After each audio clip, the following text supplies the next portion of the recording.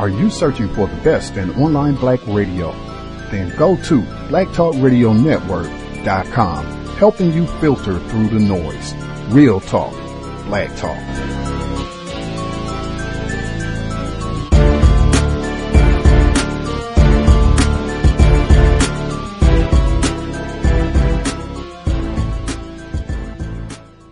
The internet is full of half-truths and all-out lies. We've all seen them, and many people on social media complaining about it.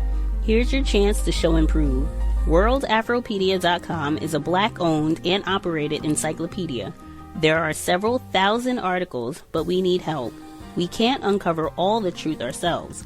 So please, join us and become a writer, editor, or blogger for WorldAfropedia.com today. Every little bit counts. We owe it to the future generations to put the truth out there.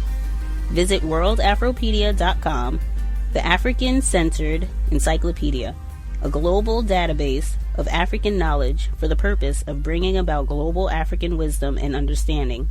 WorldAfropedia.com.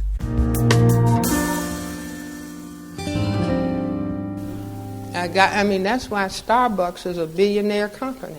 I gotta be putting some of that black stuff in. I can't get started. If somebody were to say to Joe Scarborough, you're talking about taking in old black Joe. I remember in the Second World War, my dad was in the war. Why do you call it Joe? Dad said, it stands for old black Joe. See, that was the most important thing in the Army, your coffee. Morning Joe, you know, right? See, all of this stuff is connected. A man from Billings, Montana is now apologizing and claiming that he is not racist at all after he received a lot of backlash for saying negative things about black people and Hillary Clinton on Facebook. Now, this all started when there was a video posted on Facebook which showed a group of black people beating up a white guy. That's how it's being described in the media. And apparently this man, Larry Hefner, who is the owner of the coffee shop Coffee Tavern, which is set to launch pretty soon, commented and said the following: "These fucking monkeys would be hanging if I saw this shit. You don't see white people do this shit." Not remotely true. Like, for example, when you hang them. Right. So that was just one of many comments that he posted on Facebook that got him in a lot of trouble. Let me give you some more examples. Before last week's election, Hefner shared an image of Trump in the White House with a caption that read, "If Trump wins the election, it'll be the first time in history that a billionaire moves into public housing vacated by a black family." He also wrote in an earlier post about Hillary Clinton, She needs, I guess, to be fucked with a bat right up her liberal fucking ass. And then the day before the election, when Hefner apparently thought Trump was going to lose, he posted this message: "The Coffee Tavern will never recognize a murdering whore for president. Don't like it? Keep the fuck out. We don't tolerate scum." Now, interestingly enough, after he posted all this stuff, people started attacking him on social media, and then people started saying that they would boycott his business, which again is set to launch soon. It hasn't launched yet. And as soon as he realized that his business and his business partners could suffer as a result of his behavior online, he started to apologize. He said, "I completely apologize. It was the dumbest thing I ever did." And then he said, "The people that know me know I'm not like that. I just hope that this community can overlook the stupid comments I made." Nobody's ever racist. You can call them monkeys and say you'd like to lynch and hang them, but still not racist. I'm not like that. I'm not like that. And what does that mean? I'm not like that. I don't normally, fuck women in the ass with bats? I hope you don't normally do that. So, but this is not a slip of the tongue. This is not, and look, if all he did was post that stupid joke about the public housing, I know a lot of dorky folks in the middle of the country, or here, anywhere, right? Yeah. Who are like, "Oh, get public housing," and a black guy like, "Ah." Okay, whatever. I don't mind your dorkiness. It's a little annoying, but we can live with it. But all of these comments, calling people monkeys, talking about what you're going to do to Hillary Clinton with a bat. And yeah, I think it's the violent imagery that comes along with some of the things that he posted, right? Hanging people, fucking people in the ass with a bat. That kind of language goes beyond, racism to me. It makes it seem as though you might be a dangerous person. Like, who thinks like that? Okay, I know that some people have racial bias. I know that some people, unfortunately, are prejudiced against certain groups of people. That's a really sucky part of society that we have to deal with, we have to, find solutions for. But when you start using violent imagery like that in order to get your point across, I don't know, I worry about you. And his reaction, by the way, I was reading multiple, articles about this because I wanted to see who he is as a person. Maybe this is just an inaccurate depiction of who he is. I don't know, give him the benefit of the doubt, which, whatever. I want to do my due diligence. And he was like, what? I mean, I'm married to a Native American woman. I've been married to her for 30 years. I employ plenty of Native American people. Some of my best friends are black. I kid you not. He made a statement like that. Of course. Look, it doesn't matter how many black friends you have. If you're using language like this about a specific community, then it shows that you have a problem with that community. Anyway. It's so obvious, but we have to keep saying it because there's knuckleheads out there. There's nothing you can say that they would call racist. One more thing. Let's just talk about the irony here. When he said, well, white people would never do that, commit that kind of violence. Yeah. Except for the literal lynchings where they hung people like you threatened to do. And you say, oh, that's in history. Don't go back to history. Because if you go back to history, a lot of white folks did a lot of terrible violence. But who went back to history? Did we go back to history or did he go back to history? Why did he specifically mention hangings? Why did you mention hangings in the context of a group of black people that you disagreed with? Yeah. You went back to history, right? Yeah. Like, I'm so tired of that. I'm so Yeah. tired of that argument. Let's move forward. No, you guys keep bringing all that violent imagery back up. Emmett Till, I never heard of him. In Chicago today, many do not know the name of Emmett Till. What can you tell me about Emmett Till? The lynching of 14-year-old Emmett Till in Mississippi in 1955 is widely viewed as a moment that the brutal reality of the Jim Crow South entered the consciousness of a wider American nation and sparked the beginning of the civil rights movement, or was one of those events that sparked the modern civil rights movement. But chances are you haven't heard the story about how Emmett Till's killers were let off the hook and the key role his father may have played in their acquittal. My next guest, John Edgar Wideman, a MacArthur Fellow and two-time PEN Faulkner Award winner, discovered that Emmett Till's father, Lewis Till, died at a young age under tragic and suspicious circumstances, much like his son. His book about these events is titled Writing to Save a Life, The Lewis Till File. John Edgar Wideman, welcome to WNYC. Good morning. Good morning, Brian. What got you interested in the story of Emmett Till this far down the road? This far down the road? Well, I ran into him much further up the road. Many years ago, when I was his age, when I was Emmett Till's age, I saw Emmett's picture in Jet magazine, famous photo, that circulated first in the black journals of the time, magazines, newspapers. But I saw it in Jet. My Aunt Geraldine handed it to me, and it scared the cowboy crap out of me. Here was a young man, my age, and suddenly he was dead, and dead in a brutal, brutal way, and I saw myself in him. If it happened to him, why couldn't it happen to me? And my family had roots in South Carolina.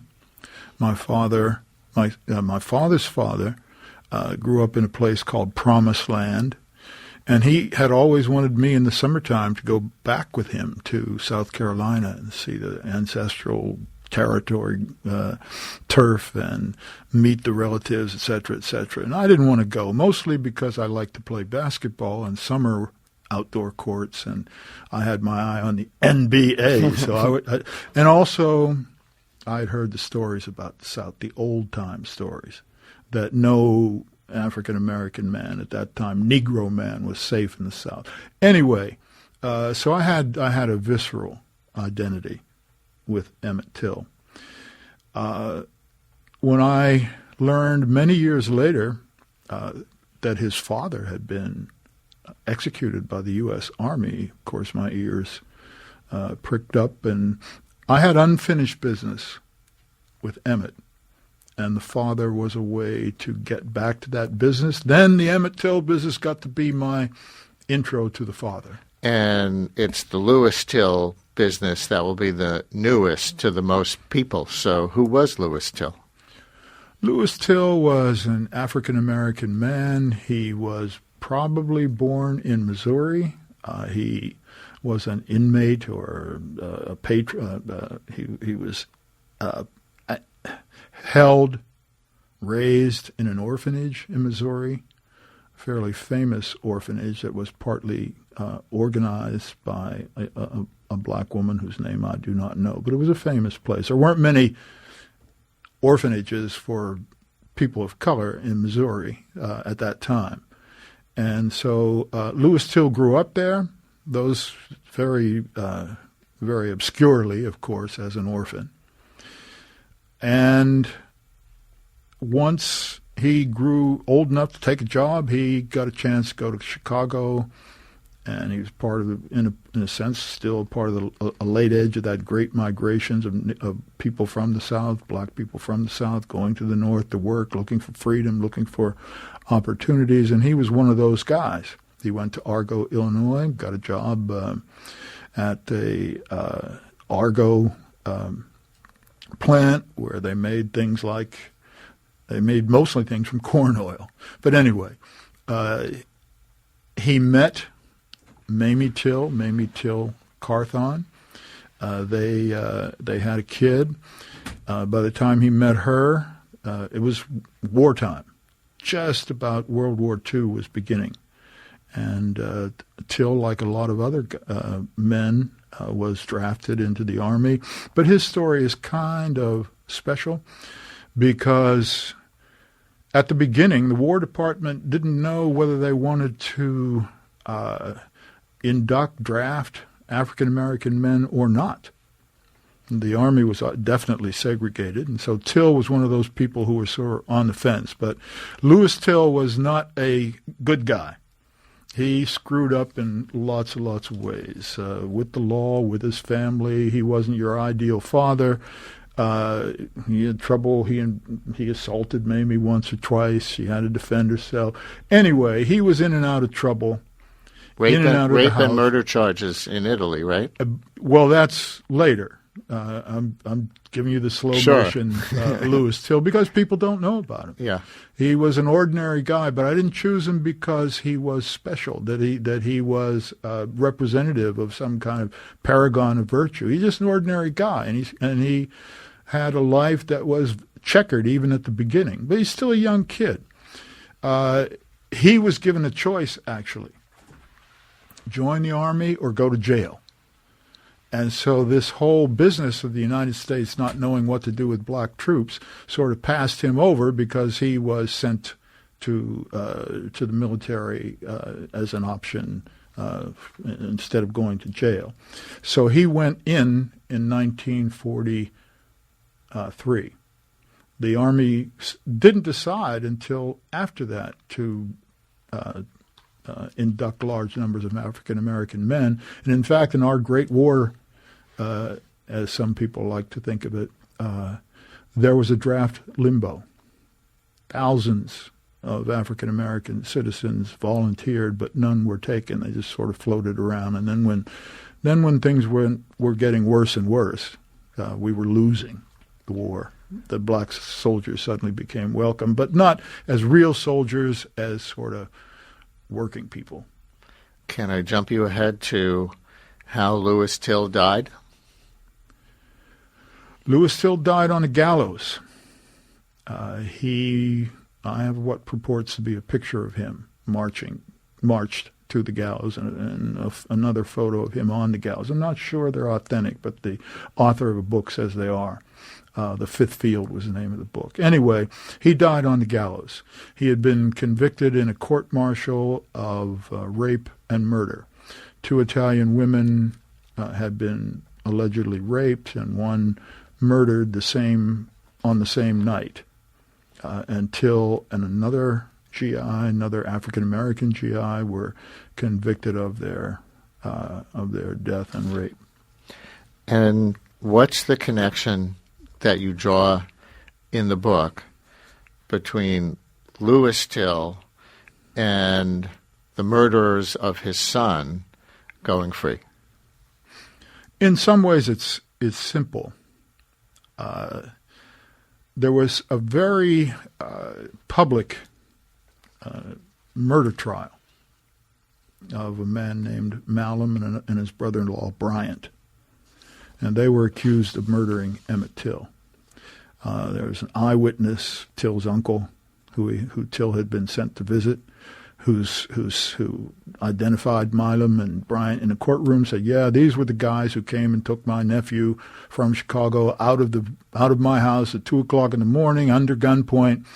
And the next time the witness, whose name was Mose Wright, saw his nephew, Emmett Till was in the bottom of a boat with a hole in his head. He had been thrown in the Tallahatchie River and been floating around with a cotton gin wired to his neck for a couple days. So it was a pretty open and shut case, you would think. You would think. But the two men were found not guilty after about a half an hour, about a 60-minute trial.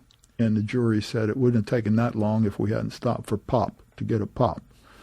So it was a notorious trial.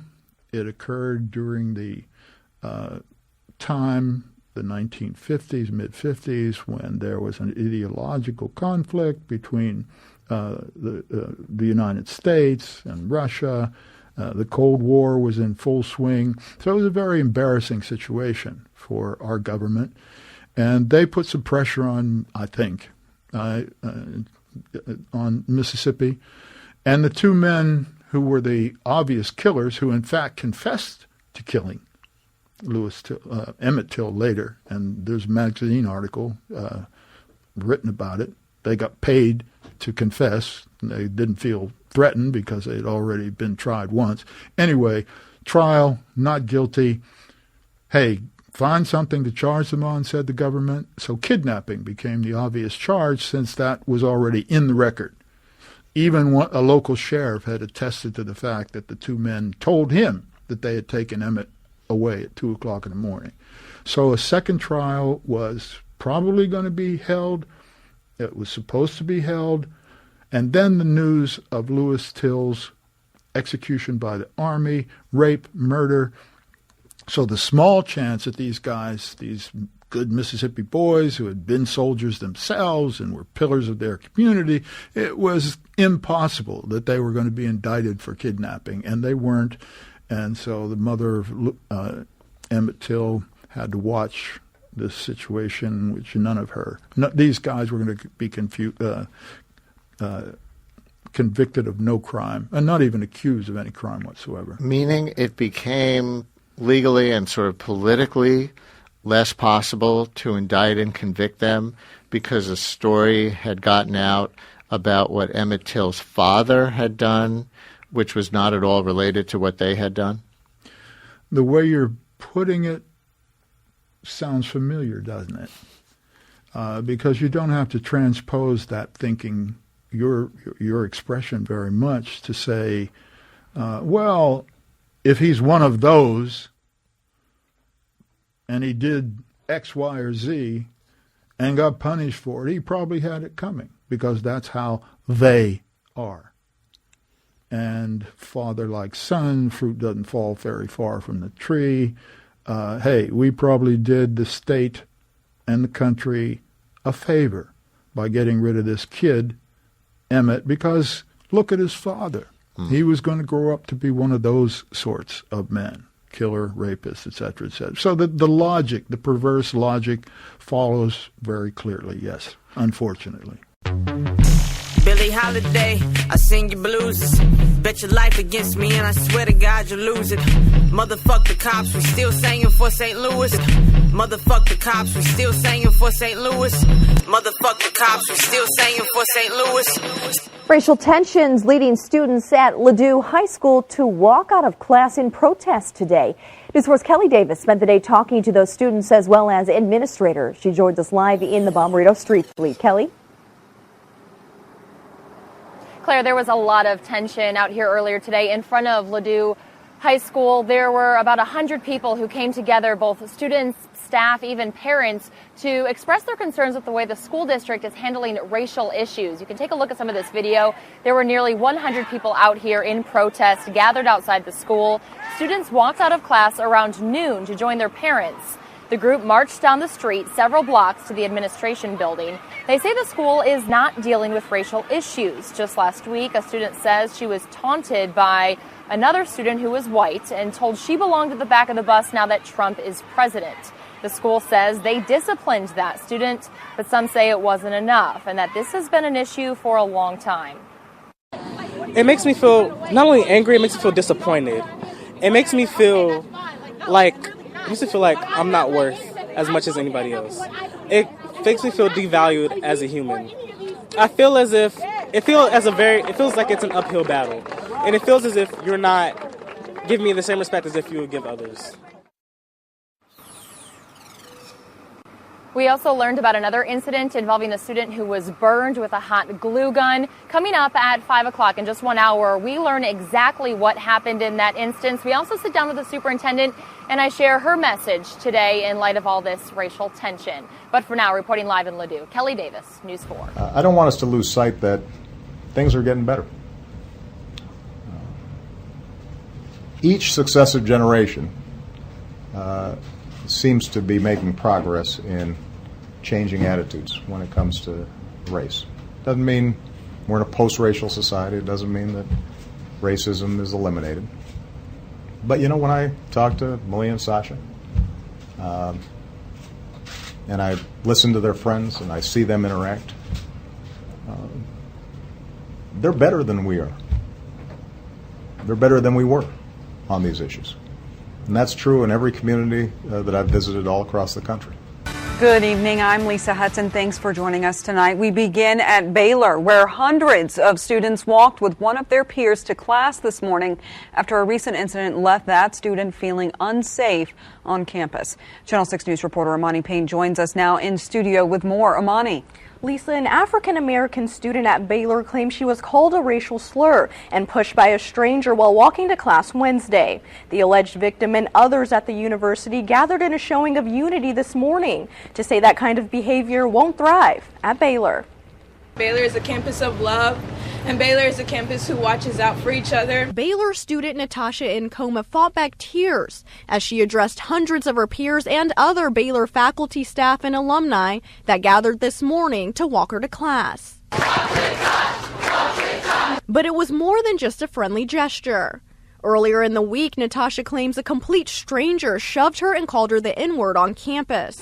She says the guy who did it said it was because he was trying to make America great again. Natasha shared her story on Twitter. It went viral and sparked the hashtag #IWalkWithNatasha and this. We thank you for the opportunity to come together and to stand with our sister. A halt in the day for a peaceful prayer and walk across campus to make sure Natasha made it to class safely and to ensure that other students wouldn't have to go through something similar. I teach here, and I need every student that I teach to know that they are safe and they are loved. I do hope that it'll create a safer campus, but if it doesn't, the campus also knows that we stand with the marginalized, we stand with the other. Natasha says the showing of love and support from her university has been overwhelming. I didn't think anyone would take it that far or care at all, but I'm just really glad that there's people on campus who just have no tolerance for hate.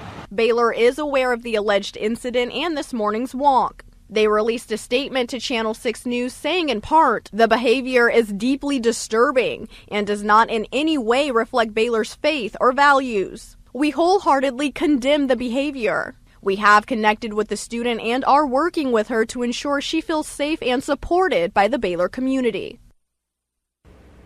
Some Baylor administrators who participated in the walk include the Vice President for Student Life and even the school's interim president, Dr. David Garland. Natasha says she doesn't recall what her alleged attacker looks like, other than that he was a white male. She hasn't filed a police report yet and isn't sure if she will, because at this point, she says she just wants to focus on the good and not the bad.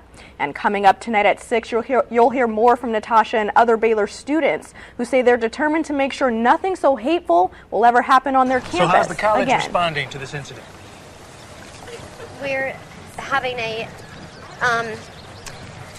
race forum. And what's that?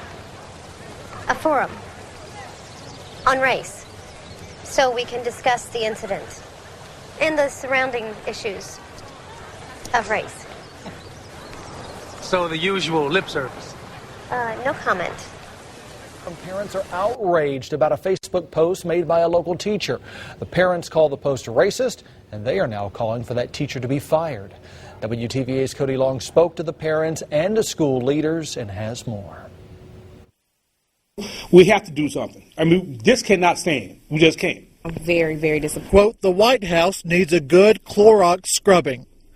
Some people have posted online saying it's hard to tell if it's actually racism. But Harold Parnell says after having the first African-American first family in Washington, it's clear what she meant. I've never seen Clorox make anything other than white. I hadn't. It's not rocket science on what the lady meant. So we're going to try to do what we can to make this situation better for all students. Parents and other community members joined Thursday during the school board's executive session.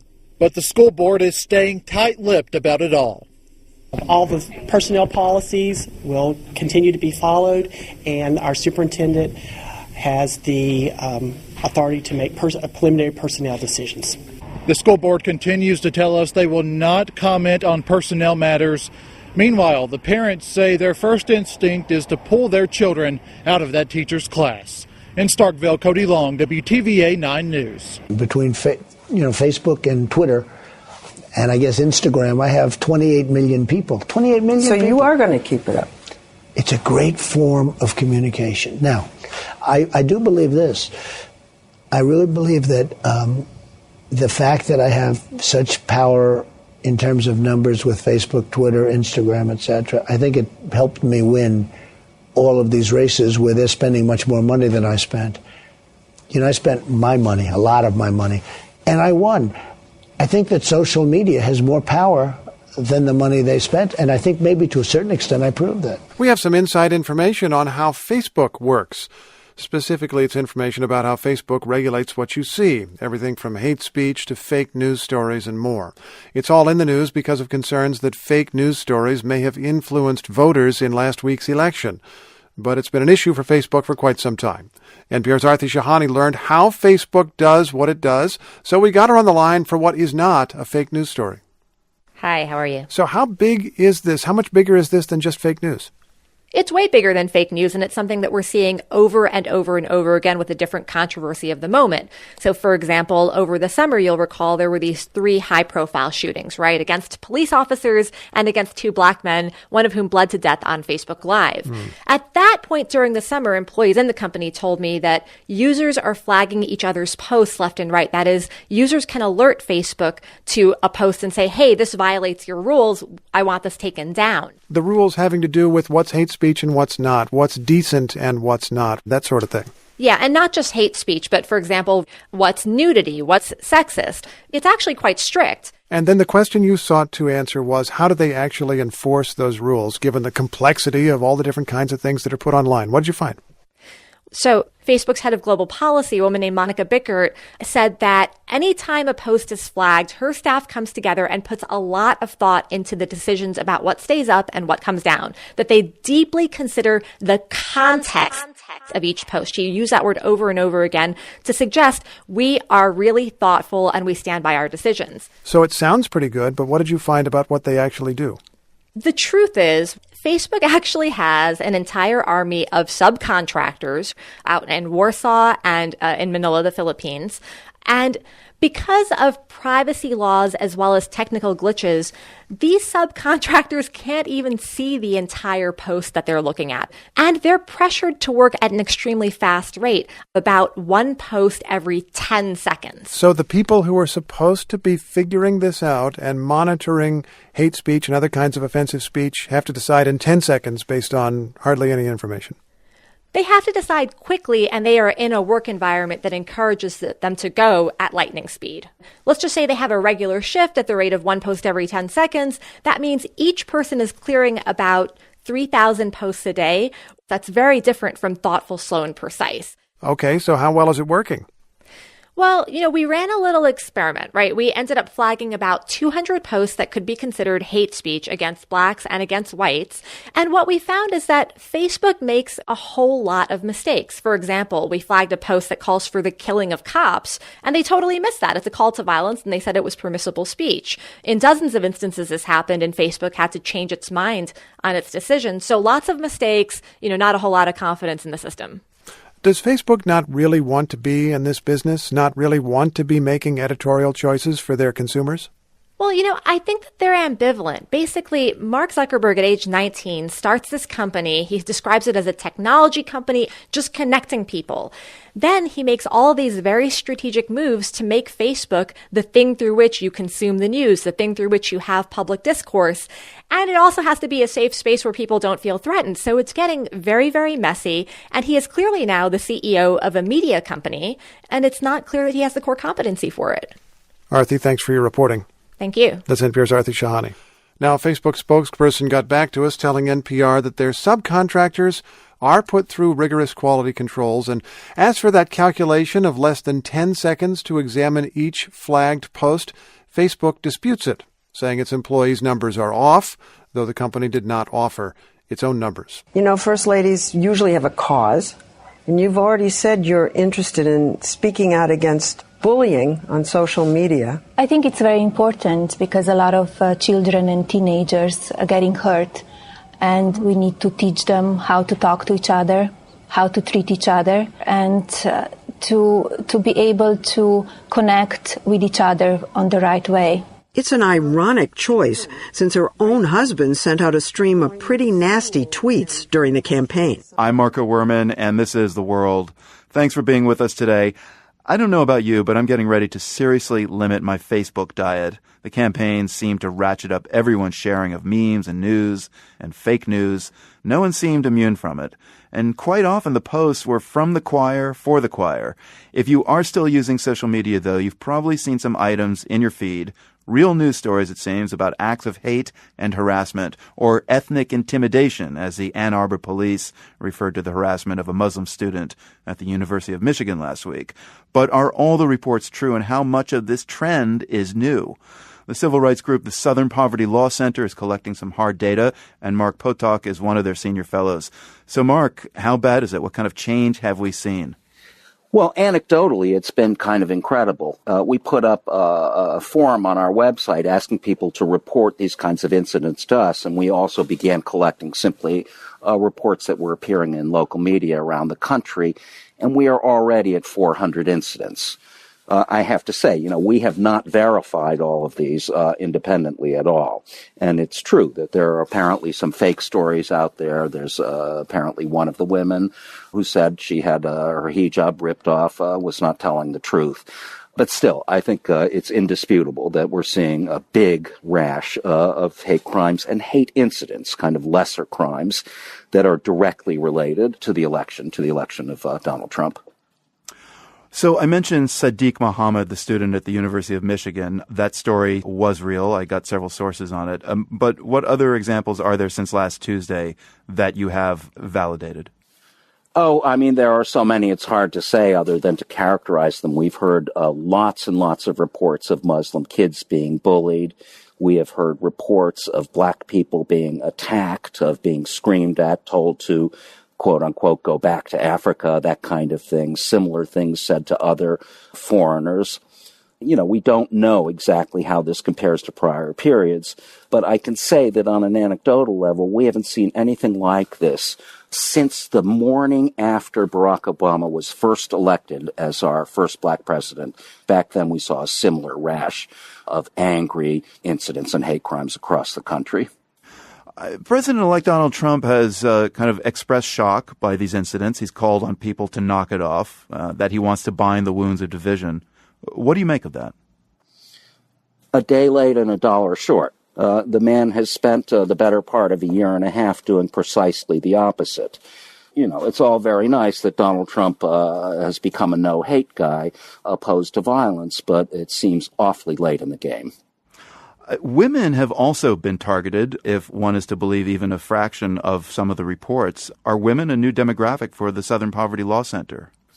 Not that new. We began about 4 years ago to really write about organized misogyny. That's when we ran across a kind of underworld on the internet, which is known as the manosphere. These are actually organized groups that do things like recommend the quote-unquote corrective rape of women for being sort of uppity. I mean, it's an incredible world. So it is true, I think, that misogyny is very much growing. It's very rife in the white supremacist movement. And, of course, Donald Trump, personally, as a candidate, has been accused of pretty loathsome misogyny on his own part. So it's hard to say how this trend will continue in the first months of a Trump presidency. But, I mean, how are you at the Southern Poverty Law Center preparing for the new administration? It's kind of all hands on deck here. We're getting an enormous number of phone calls and other contacts. There are really huge numbers of people who want to do something. So, we're just dealing with all of that. We're trying to keep track of the large number of hate crimes that have occurred in the last few days. I would say, though, overall, I would expect this rash of hate crimes to diminish in the next couple of weeks. We certainly don't know that for sure. But a comparison, it seems to me, is with what happened in the United Kingdom immediately after the Brexit vote to leave the European Union. But what if that trend doesn't cease here in the United States? You at the Southern Poverty Law Center will have a lot of work on your hands. That's right. I mean, if this trend doesn't stop, we are really in deep trouble. That was Mark Potok, Senior Fellow with the Southern Poverty Law Center. I've seen what's around the corner. I've seen what's over the horizon. And I promise you, you niggas have nothing to celebrate. And no, I won't get there with you. I'm going to Canada. You're a little welcome to Canada. You stupid? You stupid? Are you stupid? Are you stupid? It's not your fault. He's not from around these towns. I can tell by his face. You know what it is? These people think they have a right to assault us. I'm the racist. These people? I'm the racist. It's not these I'm the people. racist. I'm the racist. Yeah, you're the racist. More than something. I would back to your country. That's an altercation on a Toronto streetcar this week. It made headlines across the country. A white male passenger hurled racist insults at a man who appeared to have brown skin. Other passengers intervened and the abusive man was asked to leave, but not before reportedly saying, "Go Trump." The incident was caught on video for all to see. It was hardly the only example of hate in recent days or weeks. A school in Canada, Ontario last week was vandalized with a swastika and KKK graffiti. In Abbotsford, BC, this man's racist rant was caught on camera last month after he was issued a parking ticket. You Hindu? All you Hindus, camel rider mother. You camel rider mother. Go back to Hindu. White power mother. Well, back in Toronto, Ian Daffern was walking his son to school this week when he spotted posters promoting the so-called alt-right. The thing that triggered me really quick was the words, the alt-right. I mean, I'd heard so much about that from the election in the States. I mean, this movement that is using racist politics to get popular support, and that this is a racist poster. I want to rip this down. Because it just makes me so angry to see this kind of thing in my neighborhood or anywhere in Toronto. Well, the amount of hate speech being reported in the media appears to be on the rise. And with more than 100 white supremacist groups operating in Canada today, many fear the election of Donald Trump as U.S. president may embolden them all, especially if what's happening now in the U.S. is any indication, with more than 300 racially charged incidents recorded by the Southern Poverty Law Center since last Tuesday's election. For more of a sense of the Canadian situation, I'm joined by three guests. Desmond Cole is a freelance journalist and activist. Bernie Farber is the executive director of the Mosaic Institute. They're both with me in our Toronto studio. Barbara Perry is a professor in the Faculty of Social Science and Humanities at the University of Ontario Institute of Technology. And she joins us from New Orleans today. Hi, everyone. Welcome. Good morning. Good morning. Good morning. Barbara Perry, I want to start with you. What do you think when you hear these examples of hate speech and these kinds of incidents in Canada? It's really shocking wherever it happens, but I think it's especially notable that it does spill over across the border. The border, of course, is so porous when we're talking about the extension of this sort of rhetoric. I mean, we were following, I think, the elections as closely as many Americans, so not at all surprised that it has infected us in much the same way. And sorry to see. I mean, the virulence of the attacks. In the language and the emotion that was embedded in that language is just terrifying. I can't imagine the folks that were targeted, how they must have felt. But in terms of what we're seeing pouring over into the border, I think we have to have some reference points here. Canada wasn't always the clean-cut, cousin of the Americans. We've had our foray with racists and bigots, neo-Nazis, and we still have to this day our foray. I think what has happened at this point, sad to say, is that Trump has given permission for the racists and the crumb bums who've been hiding in garbage cans to pop their heads up and say, look, wow, fresh air here. Time to get busy, dust themselves off, and off they go. So it's not new. It's just a shot of adrenaline for them. Desmond Cole, how do you see it? I think Bernie has just made a really important point because Trump might be giving permission for these things to happen in a maybe more public way now, but we see them all the time. The threshold of what it takes to get on the news is quite high. This incident on the streetcar was videotaped. If it was just a personal account, we would never have heard about it, but people experience these things riding to work, going to pick up their children, in conversations with their colleagues. People experience this kind of racism every single day. But I think we should also think about things like what happened when Rob Ford was running for election in 2014 and how many candidates, Muslim candidates, particularly women who wear hijab, were targeted in their own neighborhoods, signs being torn down, volunteers being told to go back to their country. In fact, in one case with Asma Malik, she had to actually have protection to go to debates because there were people putting up posters in her neighborhood saying that she was a part of a terrorist organization and they were targeting her. This happens in our city all the time. I remember after the attacks in Paris, we saw a huge spike in attacks against Muslim people. Peterborough Mosque was firebombed. Women going to pick up their children from school were attacked in the city. This is not new, as Bernie says, and it's not simply inspired by what's happening in the United States, and then we have some kind of copycat effect here. The same sentiments of white resentment that Donald Trump fed on in order to win his election are present here. Barbara Perry, you are tracking white nationalist groups here in Canada. Who are they? How many?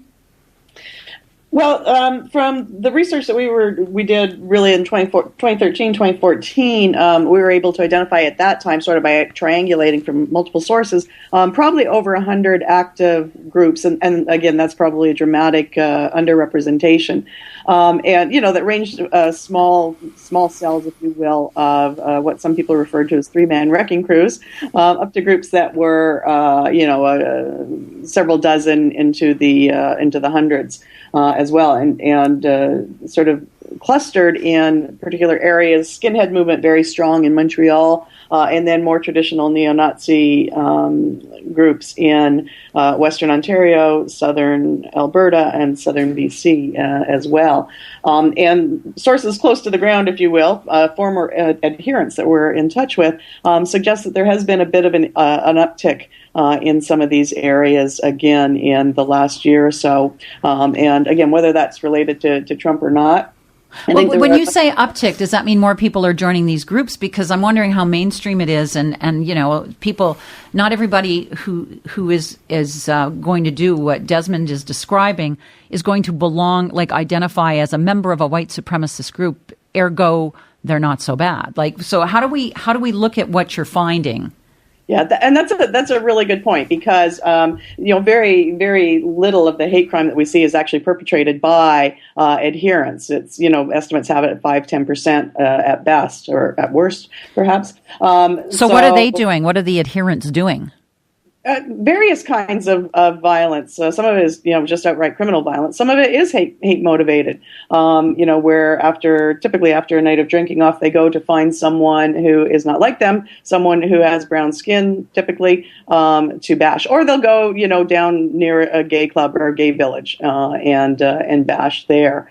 So they are engaging in hate crime. They just don't account for the bulk of it. But we are absolutely seeing spikes in violence directed towards people who are, especially those perceived to be Muslim or Middle Eastern, as our other two guests have suggested, and very much tied into the reaction to immigration, and especially refugees, reaction to the processes of globalization, and how they see that has resulted in a loss of privilege. And in fact, they would argue a disadvantage for white people. I was looking at the Toronto white people signs, and the references there to loss of those privileges.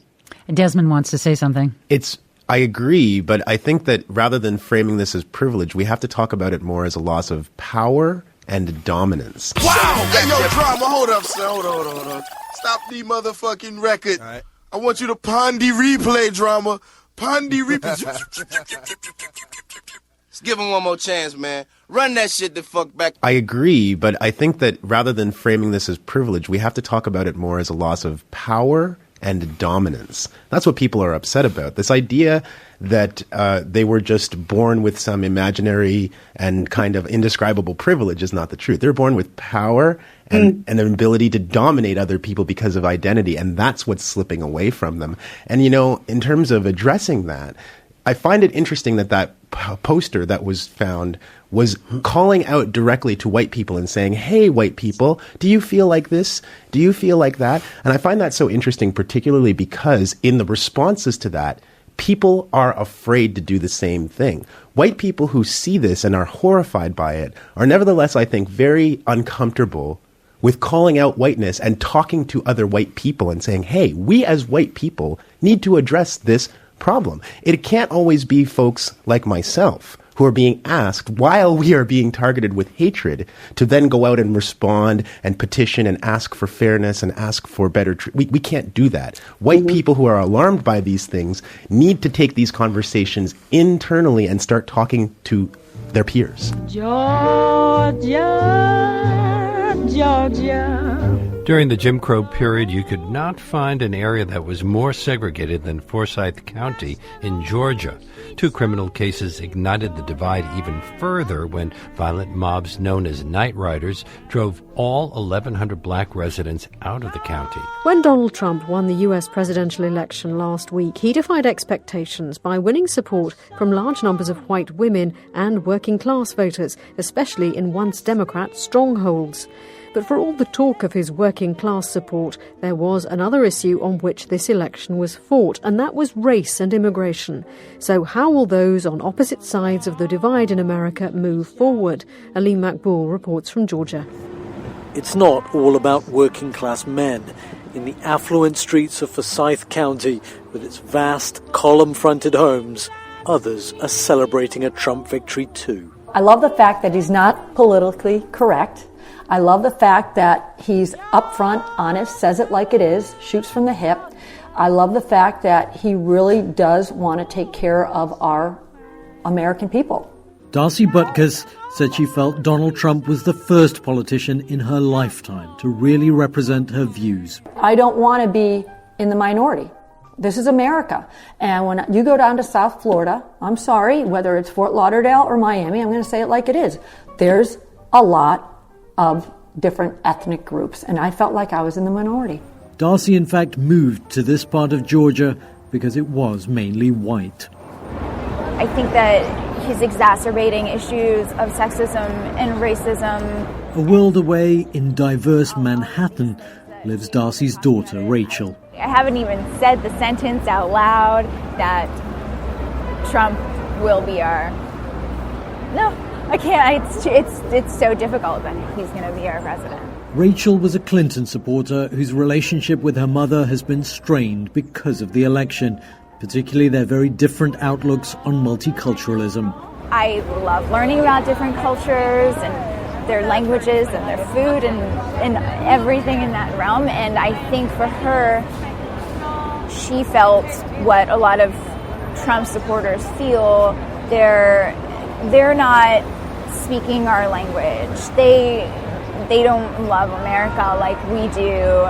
Rachel worries Trump's victory will inspire more bigotry from those who voted for him. People feel we're the majority and we're going to say what we think is right, and we felt suppressed, and now let's make America great again. This bruising election exposed deep divisions in American society, even within families, especially around the issues of race, diversity, and immigration.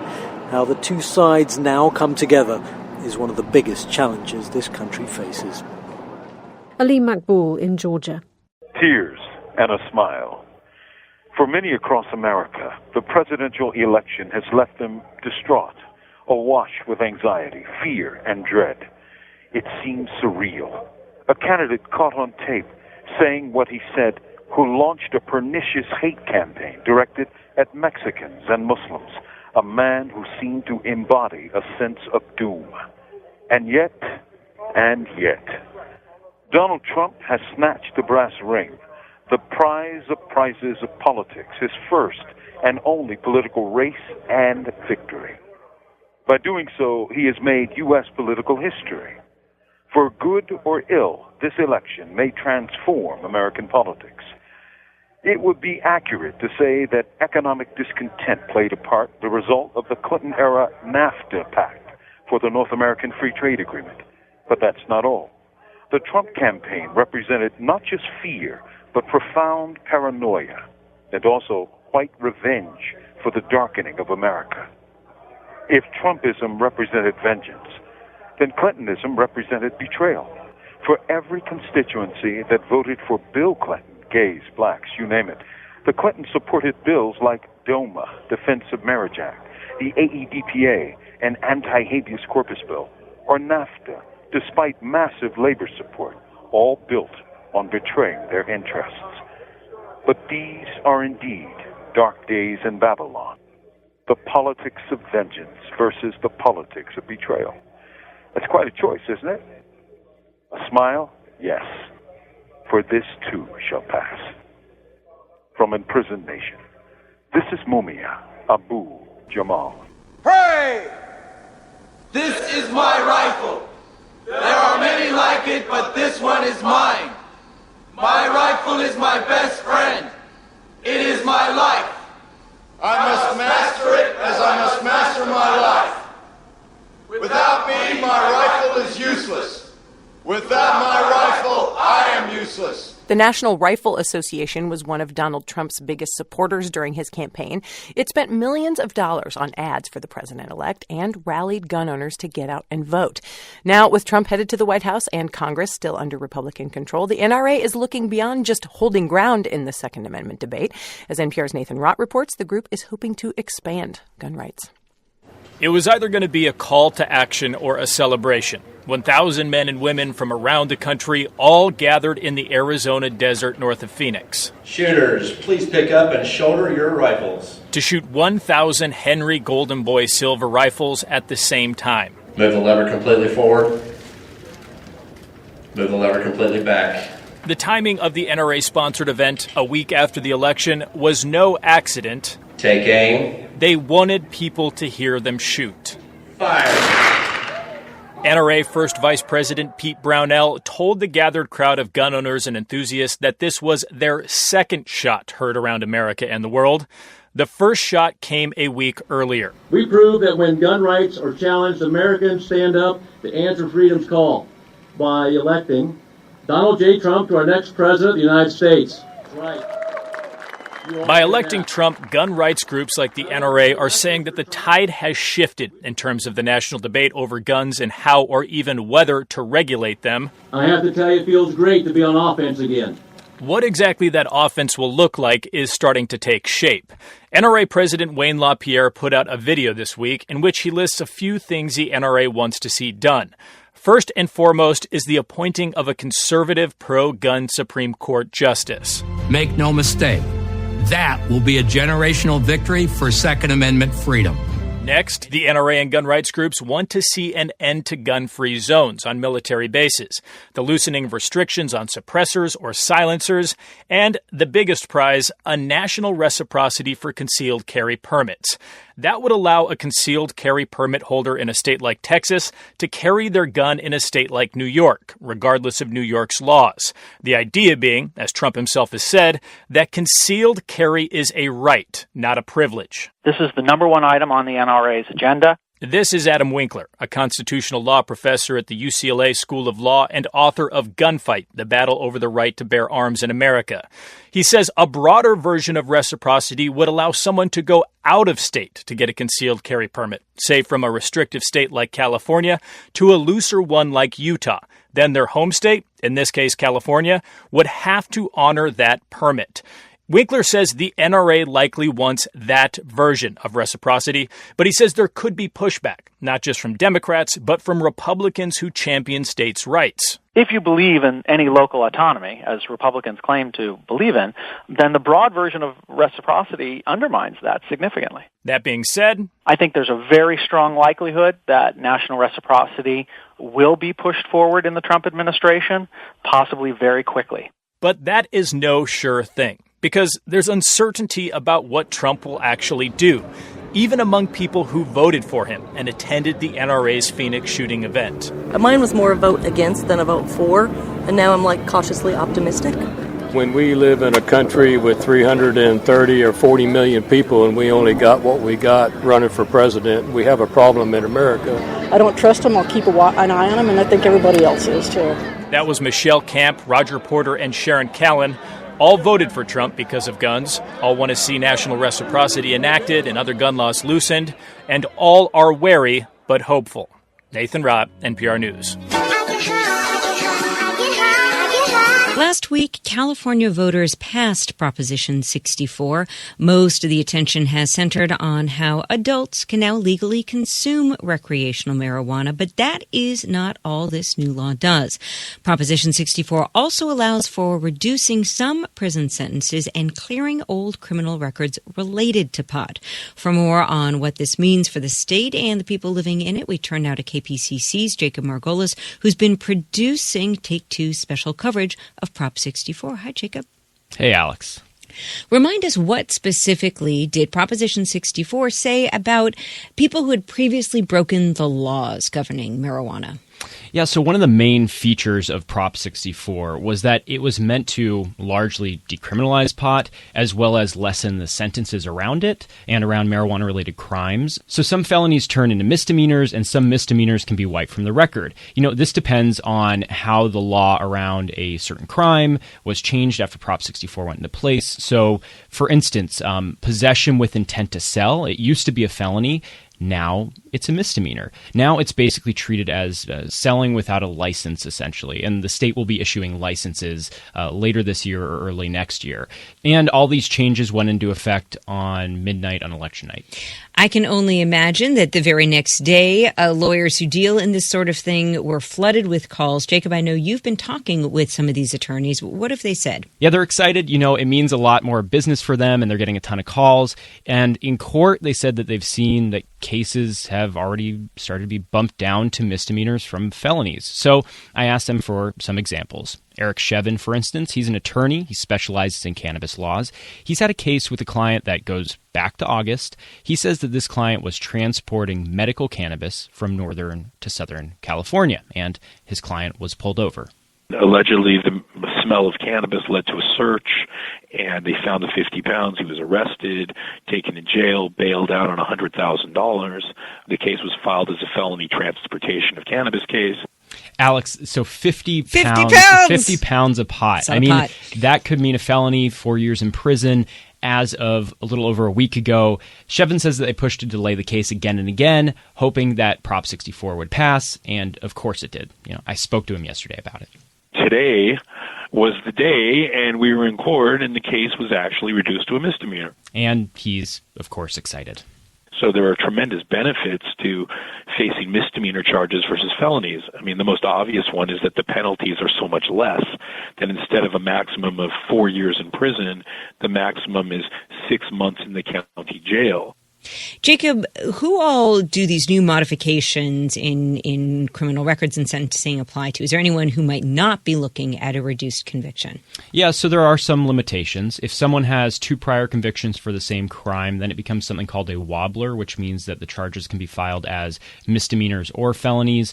The same thing applies to someone if they're a sex offender. It could become a wobbler charge. On top of that, some of the previous felonies are still felonies now, so they won't be lessened. For instance, people convicted of selling to minors aren't eligible under the new law. Because that's still illegal. You've got to be an adult. That is still a felony under the new law. Butane extraction is still a felony too. And to explain what that is, it's basically where people use butane, which is an explosive solvent, to extract psychoactive chemicals from marijuana. This is the hash oil stuff, yeah? It's very dangerous, and it's led to a lot of explosions in apartment buildings and such.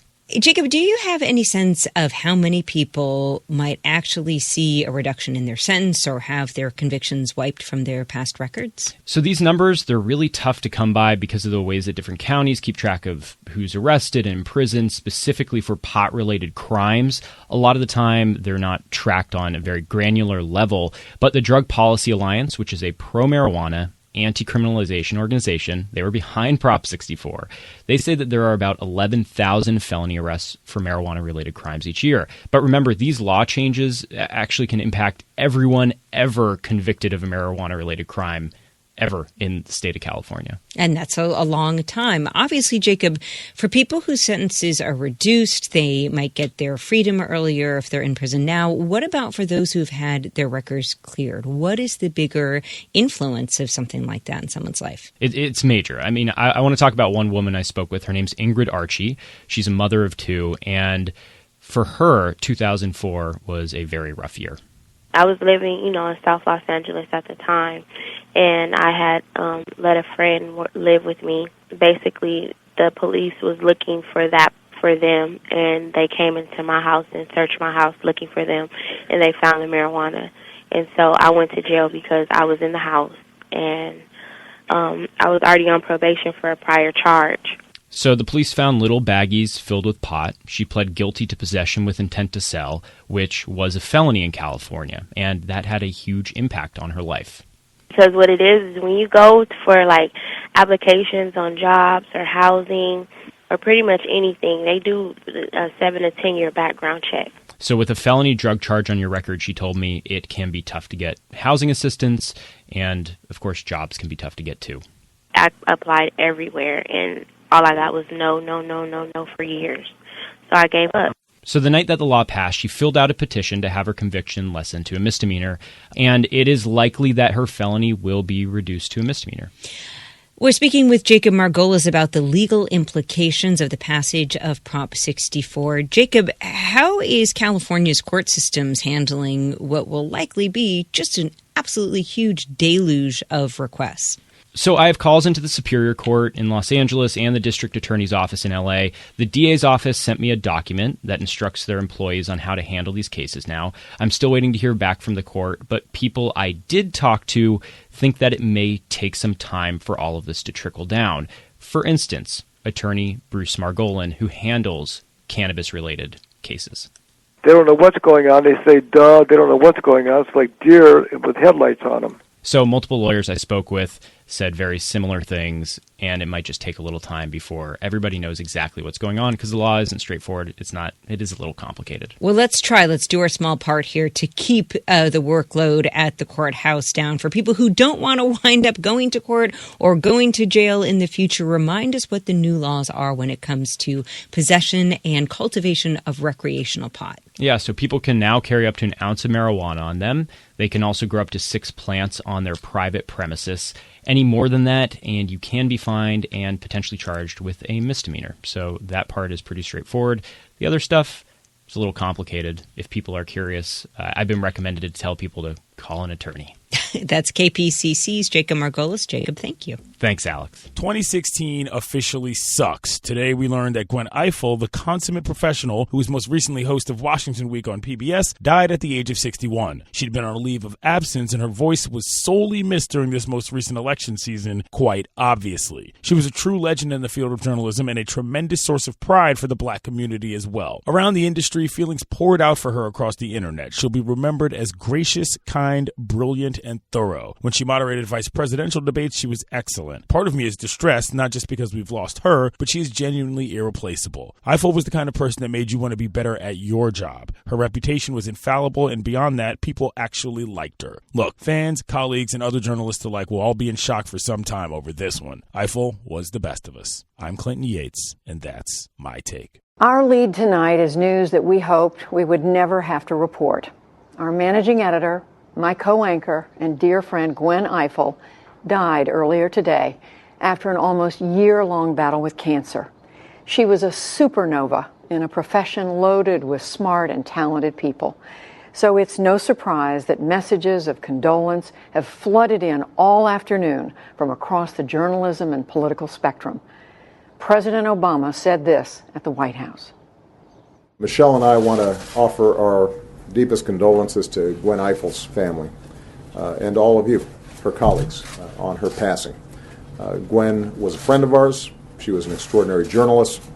She always kept faith with the fundamental responsibilities of her profession, asking tough questions, holding people in power accountable, and defending a strong and free press that makes our democracy work. I always appreciated Gwen's reporting, even when I was at the receiving end of one of her tough and thorough interviews. Whether she reported from a convention floor or from the field, whether she sat at the debate moderator's table or at the anchor's desk, she not only informed today's citizens, but she also inspired tomorrow's journalists.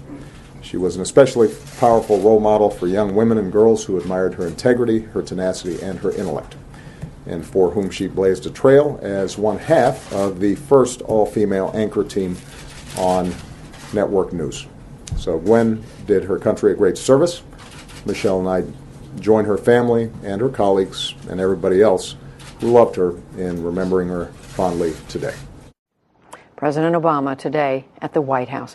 We're devoting most of tonight's show to Gwen, and we start with this look at her remarkable life. Good evening, I'm Gwen Ifill. And with those words, each evening, Americans knew they were in good hands, Gwen Ifill's hands. She was the heart and soul of PBS's NewsHour and Washington Week.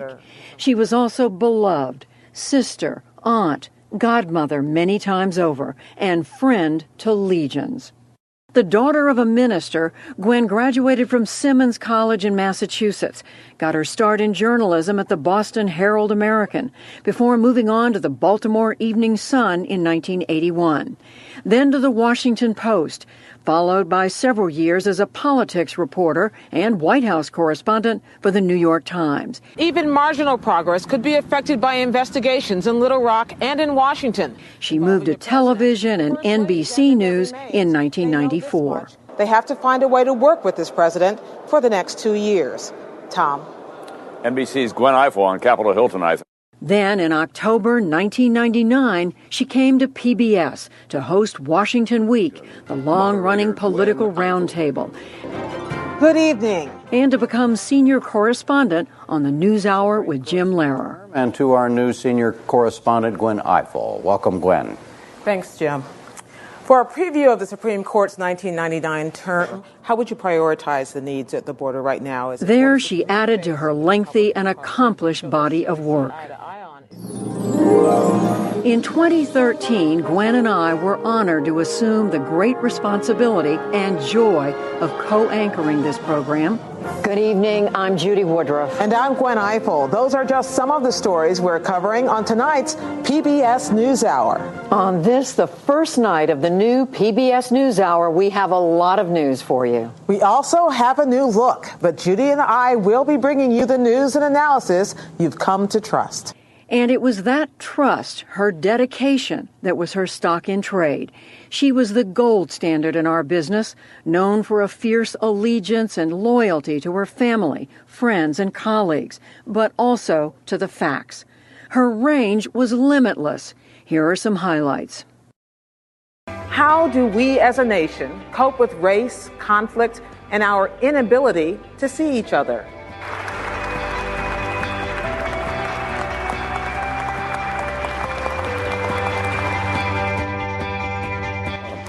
Let me turn this on its head. Because when we talk about race in this country, we always talk about African Americans, people of color. I want to talk to you about white people. Okay? White people. Why don't you mention Donald Trump by name? You know, he seems to do a good job mentioning his own name. So I figure, I'll let him do his advertising for him. Susana Flores, the owner, is a legal resident who tried unsuccessfully to teach me how to make tortillas. And do it. Susana's sister Rosina Sandoval, who works as a waitress, is not here legally. She could easily be deported. Gwen is in Des Moines for Iowa's State Fair. This weekend, the political yin and yang of a crowded field all descended on Iowa at once and brought it into especially sharp focus. The American people are growing extremely unhappy with establishment politics, with establishment economics, and you know what else? What? Even with establishment media. No! Yeah! I think every single conversation we've had with a Republican in this booth, when we ask them about these issues, they've always turned it back to talking about Hillary Clinton. Right. And that does seem to be the most persuasive argument, David, that Republicans in this room have. Can you see a scenario right now in which he would step back from the border at all in a way that you can trust? Well, I think you've asked exactly the right question, as you often do, Gwen. NBC's Gwen Ifill has our in-depth report. Even marginal progress could be affected by investigations in Little Rock and in Washington involving the president, the first lady, and their political supporters. 50 years later, though, if King were able to stand in that spot and look out, what is the legacy of that day that some people say we have a black president, everything's much better, and some people say we have so much farther to go? Gwen raised questions others wouldn't, or that wouldn't even occur to them. Here's one example from the vice presidential debate she moderated in 2004. I want to talk to you about AIDS, and not about AIDS in China or Africa, but AIDS right here in this country, where black women between the ages of 25 and 44 are 13 times more likely to die of the disease than their counterparts. What should the government's role be in helping to end the growth of this epidemic?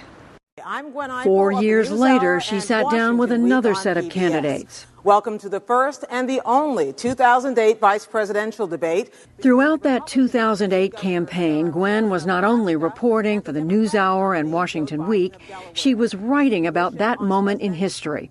As the nation's first African-American president was elected, she marked it with The Breakthrough, the story of a new generation of black politicians. But it was not just politics that moved her. It's a daily operation. This is fun. Now, this is the way I always wanted to do the news hour. Have a little fun. It's a daily operation. I woke up one day and the whole world was singing Banana Boat, and I really didn't understand how powerful I was until I stood before an audience of 50,000 Japanese trying to sing Deo. And I just said, yay, I've arrived. Well, I would say you managed over the years to sing your song. Gwen's spirit, nourished by her connection to her church, was on full display when she sat down with Aretha Franklin just 1 year ago tomorrow. So is part of you always going to be Reverend C.L. Franklin's daughter? Absolutely. I'm a preacher's kid, too. So Are you? You're a PK, okay. I am a PK, but I don't sing quite like you. Oh, well, we don't all sing. We have other gifts. Yes, you have other gifts. Indeed, she did. Absolutely. One of her last stories was about the new National Museum of African American History and Culture. This is an amazing place, chock full of the expected and the unexpected. Recently, Gwen talked about her love for the NewsHour and what it means in today's world. We occupy a role that we know they appreciate. They tell us this. And it's not too much to tell them back how much we love them back. There is, the world is split into a million different little ways of consuming your information. A lot of young people say, I get my information from The Daily Show. Or a lot of young people say, I only read what I see on my phone browser. But we have a dedicated, committed audience who want to know more, who want us to dig a little deeper on their behalf. And so if they weren't there, if they weren't supporting the work we do, we couldn't exist. And I think it's kind of vital to democracy that we do exist.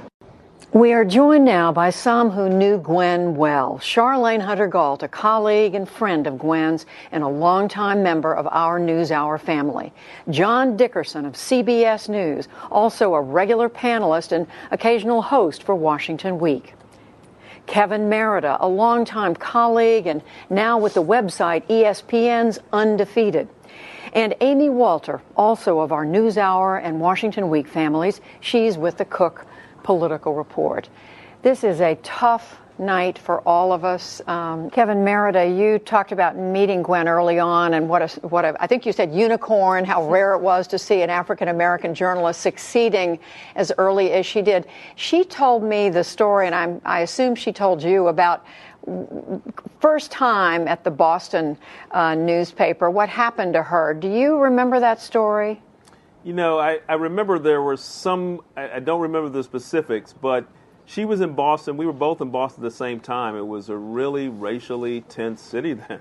I had been an intern at the Boston Globe, and anybody who worked at Boston newspapers back in that day, and you were African American, many times you felt like you were kind of under this racial, almost racial terror sometimes, and it was really difficult to do the job. The fact that she was able to be in the newsroom reporting in Boston at that time was extraordinary in and of itself. And I think she was always one that in each level of her career, there were never obstacles that she was going to allow to block her. And that kind of professionalism and the ability to wear success well was awfully inspiring as we both watched each generation, new young journalists come up and look toward her for that model.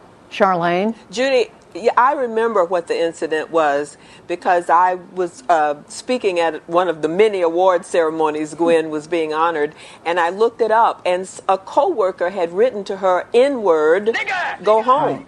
And she had to survive that and prosper and not pay a lot of attention to it. At the same time, let me very quickly say that while you and Gwen were noted for becoming the first two women to anchor a news program, Gwen identified as a woman, she identified as an African American, and she identified as a human being. So she brought all of those things to bear in becoming one of the many consciences of the news business and the news hour. I mean, she championed my series, Race Matters, looking at solutions to racism. She used to send me little notes encouraging me. So she could be all of those things and still reach out in a universal way to people regardless of race, creed, color, or national origin.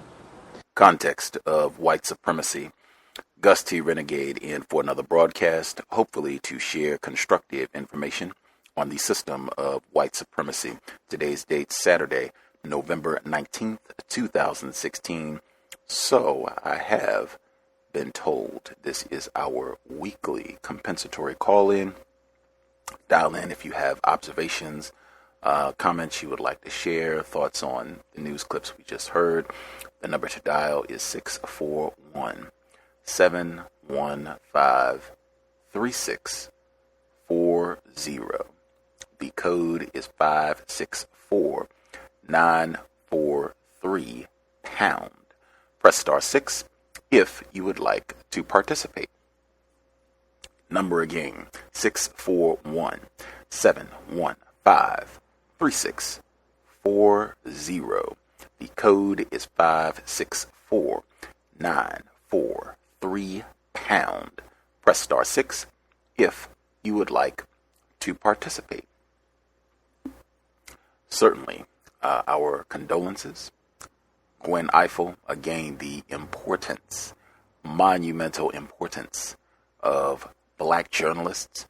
And if I may have a quick moment, I think we've had so many people who have passed away this year, certainly starting with Dr. Frances Cress Welsing, Prince, Dr. Assata Shakur. I certainly cannot name them all. It's just been so many black people who have tried as best they could to do something constructive, and a lot of these people directly addressing, dealing with racism, white supremacy. But for Gwen Ifill to die at 61 years old, and the experience that one of her colleagues was able to share during that PBS segment about the terrorism that she endured on the job, I almost saved that snippet until Workplace Racism on Thursday. I was just going to play a little bit about some of Gwen Ifill's history and some of her accomplishments and what have you, and some of the thoughts that she shared on racism. But I thought that piece at the end, I thought, was so profound. It was so important, and in my opinion, directly, indirectly, in some measure, a contributing factor as to why Gwen Ifill is no longer with us at the age of 61. I think that too. I think we talked before about things being naturalized, violence, anti-blackness being normalized, black people smoking cigarettes being normalized, black people being in conflict with each other being normalized, black people dying at a very young age also gets normalized. And that's how we should think of a black person dying at 60, 61. That is absurd. Product of the system of white supremacy. A couple other things I wanted to make sure I touched on before we proceeded. I was not as aware as I should have been of the NRA's push support of Donald Trump. I saw a few things after the election, but I didn't really see as much before the election. That is noteworthy, in my opinion. Hearing that this week, my attention perked up. There also was a very interesting report. Now, this started at the LA Times. I posted it on my Facebook page. You can follow us, Twitter @IntelJustice. You can follow the Facebook page, the different cows groups, keep up with the program and my other thoughts on racism. But there was an article in the LA Times, and it was talking about all of these different terms that race soldiers have come up with over the past year or so during the presidential campaign, basically in response to the presidential campaign. And they were saying, they were defining some of these terms, right? Trying to explain where these terms came from, what do they mean, why have they been incorporated into the lexicon of Trump's followers. That's mostly who they were focused on. So the article from the LA Times, it's called Cuck, and that's C-U-C-K, Snowflake, Masculinist, a Guide to the Language of the Alt-Right. And so this is this network of whites who had said they did a lot of campaign work for President-elect Donald Trump. They did a lot of different articles about them over the last, reports and what have you, on their organizational effort during the presidential campaign. So within that article, as they are explaining the term cuck, they have a link, because this term has been used for at least a few months or so, but they have a different article at GQ Magazine, Why Angry White Men Love Calling People Cucks. Welsing moment all over this. Within that article, they explain the connection, what the term cuck means, why these white Trump supporters have been using this term, its connection to the concept of a cuckold. I guess I could ring the cowbell there as well. I mean, it's fascinating, particularly for attempted counter-racists who recognize the importance of words that are being used, particularly words that are being used around racism, white supremacy, and even whites showing their frustration with how other white people are behaving. Fascinating piece. You should probably check out both of them. The LA Times piece, Cuck, Snowflake, Masculinist, A Guide to the Language of the Alt-Right. And then the GQ piece is linked in that LA Times report, is Why Angry White Men Love Calling People Cucks. Again, the enormity of not having Dr. Welsing with us to get her thoughts on all of this. With that, I will hush. If you have commentary, feel free. If you could take 5 minutes to share whatever observations, thoughts that you have, and then allow other people to share. That way we'll make sure everybody gets an opportunity to speak. Again, just exclusively for this call, the compensatory call-in, if we could not use metaphors. I've stated consistently that I think when discussing white supremacy, racism, often whites, they will deliberately use metaphors and analogies, make comparisons between things that are not equivalent. They will do this to generate confusion, misunderstanding. Non-white people, victims of white supremacy, I think a lot of us, we do this in our confusion about racism, white supremacy. We get contaminated, confused about racism and how to articulate views on racism by whites as well. And I think a lot of times, just in trying to grasp and come to some solid understanding of racism, I think sometimes we just use analogies, metaphors, and trying to express our views, hoping that it comes across accurately in what we mean to say. And I've just found that often that is not the case, that it just generates a lot of confusion. So if we could just be direct, explicit, no metaphors, greatly appreciated. I will prompt about that and even watch myself to make sure that I'm not doing that as well. The number again, 641-715-3640. The code is 564943#.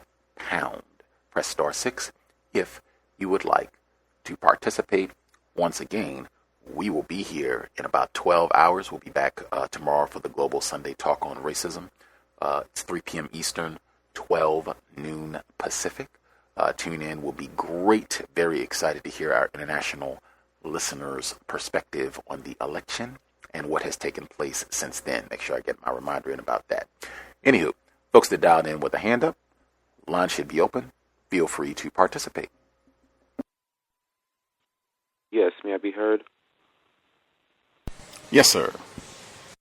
All right. Greetings, guests, and to the rest of the callers. So I heard in one of the audios that there was a school that walked out of class to protest, and I connected that to the one that we did at Open School for the Arts, and it was ours was pretty powerful, and we really related to it, and we actually got to say what we had to say. The mayor came to our protest. Well, it wasn't a protest, it was just more of a walkout. And yeah, it was pretty powerful, and the mayor was there, and there was some conflict. There were some people that kept conflicting with the actual problem, bringing up different discussions and whatever, just messing with us and just getting off of the topic of what we were talking about, which was Donald Trump's election. And yeah, like I said, it was pretty powerful. But just something I saw off of social media, I saw this one post about this one Alabama school board operator, a person from the school board of an Alabama school. He went to a Black Lives Matter protest, blackface, and I found that pretty interesting because he actually, as I saw it, he was wearing a straw hat, torn up clothes, and just painted his face and his whole body just black, just like black. And it was just, I mean, I found it offensive, but then again, I expected it because, I mean, we live in a world of white supremacy, so we should already know what's happening. But I just found it interesting because you didn't have to go around doing all that. You could have just came as yourself. I mean, some people will find that offensive that you wear blackface, and I don't find it cruel, but I just find it interesting to talk about. And another thing I saw off of social media was this one white woman, I think she was in her early 20s, she kept saying that she hated black people and she wanted to start a plague that would just get rid of all black people and make them go away. She kept complaining that you would lose them in the dark and they eat all of your chicken, and it's just buffoonery. And at the end of her video, she said, there you go, I hate black people, but I'm not racist. And I actually was pretty confused there because that's like me saying I shot someone in the head and slit their throat, but I didn't kill them. It's just total nonsense, and the whole world is just messed up, and it's just too much going on, just too much stuff, but I'm still living through it, and I'm expecting it as we go. That's all I wanted to share. Thank you for taking my call. Fascinating. Our young scholar in the Bay Area just had a fantastic grading period, got all the A's you could possibly get. Phenomenal work from our young black scholar in the Bay Area. I guess with the protest situation, one, I'm glad to hear, anytime I hear a non-white person, particularly a young black person, saying that they are not surprised about racism, phenomenal, making great progress. Or I guess I'll be three things. So that was one. The second thing, the report that you read about the blackface, if folks didn't see it, I'm going to post it on our Facebook page. The Daily Mail, school official donned blackface and a Black Lives Matter sign for Halloween, and no one can punish him. So that came out this week as well. They have photographs of exactly what he said, with him with his overalls and whole body in blackface and everything. And they think that this is... or I guess he specifically thinks that this is great that he did this, and people allegedly were very upset about it, and nothing can be done about this. No punishment, no nothing. That seems very common. The last thing, with the protest that you all had out in your area, what exactly were you all protesting about Trump? We were protesting the things that he planned on doing. We kept saying that he's not our president, and he can't do anything to us because we will have our voices heard as young teenagers of Oakland, California. That's basically what we kept ranting about. I see. Okay. Were there white people participating in the protest? White students even, or? Oh yes, there were white people, and there was just there were white people there, but there was a lot of diversity through it. Most people from OSA actually went, just the high schoolers, but there were white people there. There were white people. Okay, that's even great for since you're in the Bay Area. I can go. This is very, very similar. I said at the beginning of the year that everything about this period reminds me about exactly what happened in this part of the world 50 years ago, where you had a lot of black people. It's the 50-year anniversary of the Black Panther Party, right in your neck of the woods. They elected Richard Nixon. He did a lot of rhetoric about law and order, which is Donald Trump stole those lines explicitly during his campaign this year. That also a big part of that was that you had a lot of whites who came out to say that they didn't support Richard Nixon and down with the establishment, and particularly in your area. You can go back, that Lots and lots of images came right out of where you are. Berkeley, California is right up the road from you. You could probably go and do some great research at Cal Berkeley about what was happening, because what was going on in 1966, 1968, that is exactly what's happening now. And I would just say it's phenomenal being so active and paying attention to things and not being surprised about racism. You are way ahead of where I was in terms of my understanding when I was your age, probably even much further, much older than that. Just continue learning, but be very suspicious, be very careful if you're out at a protest or something like that and whites are around. Think that even those whites are racist, and even the reason that they're there at the protest is to practice racism. Think about it, observe, see if it makes sense, but that's something that I would encourage you to just kind of keep in mind, because we've seen this before, a lot of whites coming out to say that they're upset about an election or what have you, and that they are with dark people to solve this problem. We've seen this before, and frequently it just boils down to they lie and they practice racism. Okay, I can understand that. Thank you. For sure. Do your own research, though. Definitely continue thinking for yourself. You are super smart. Continue the phenomenal classwork as well, sir. Always love hearing some of our younger folks, children listening to the program and or talking with their parents about racism. That's something I hope all of our attempted counter-racist parents are doing. Do we have other folks that we have not heard from? If you have commentary you want to share as well? Yeah. We can hear you. Go ahead, sir.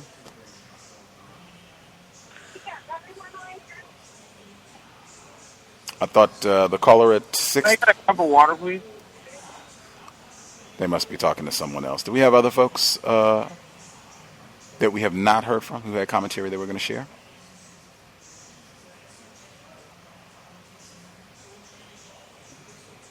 Greetings. Can I be heard? Yes, sir. Hello? 909, go ahead. We'll get other people as we go. Thank you.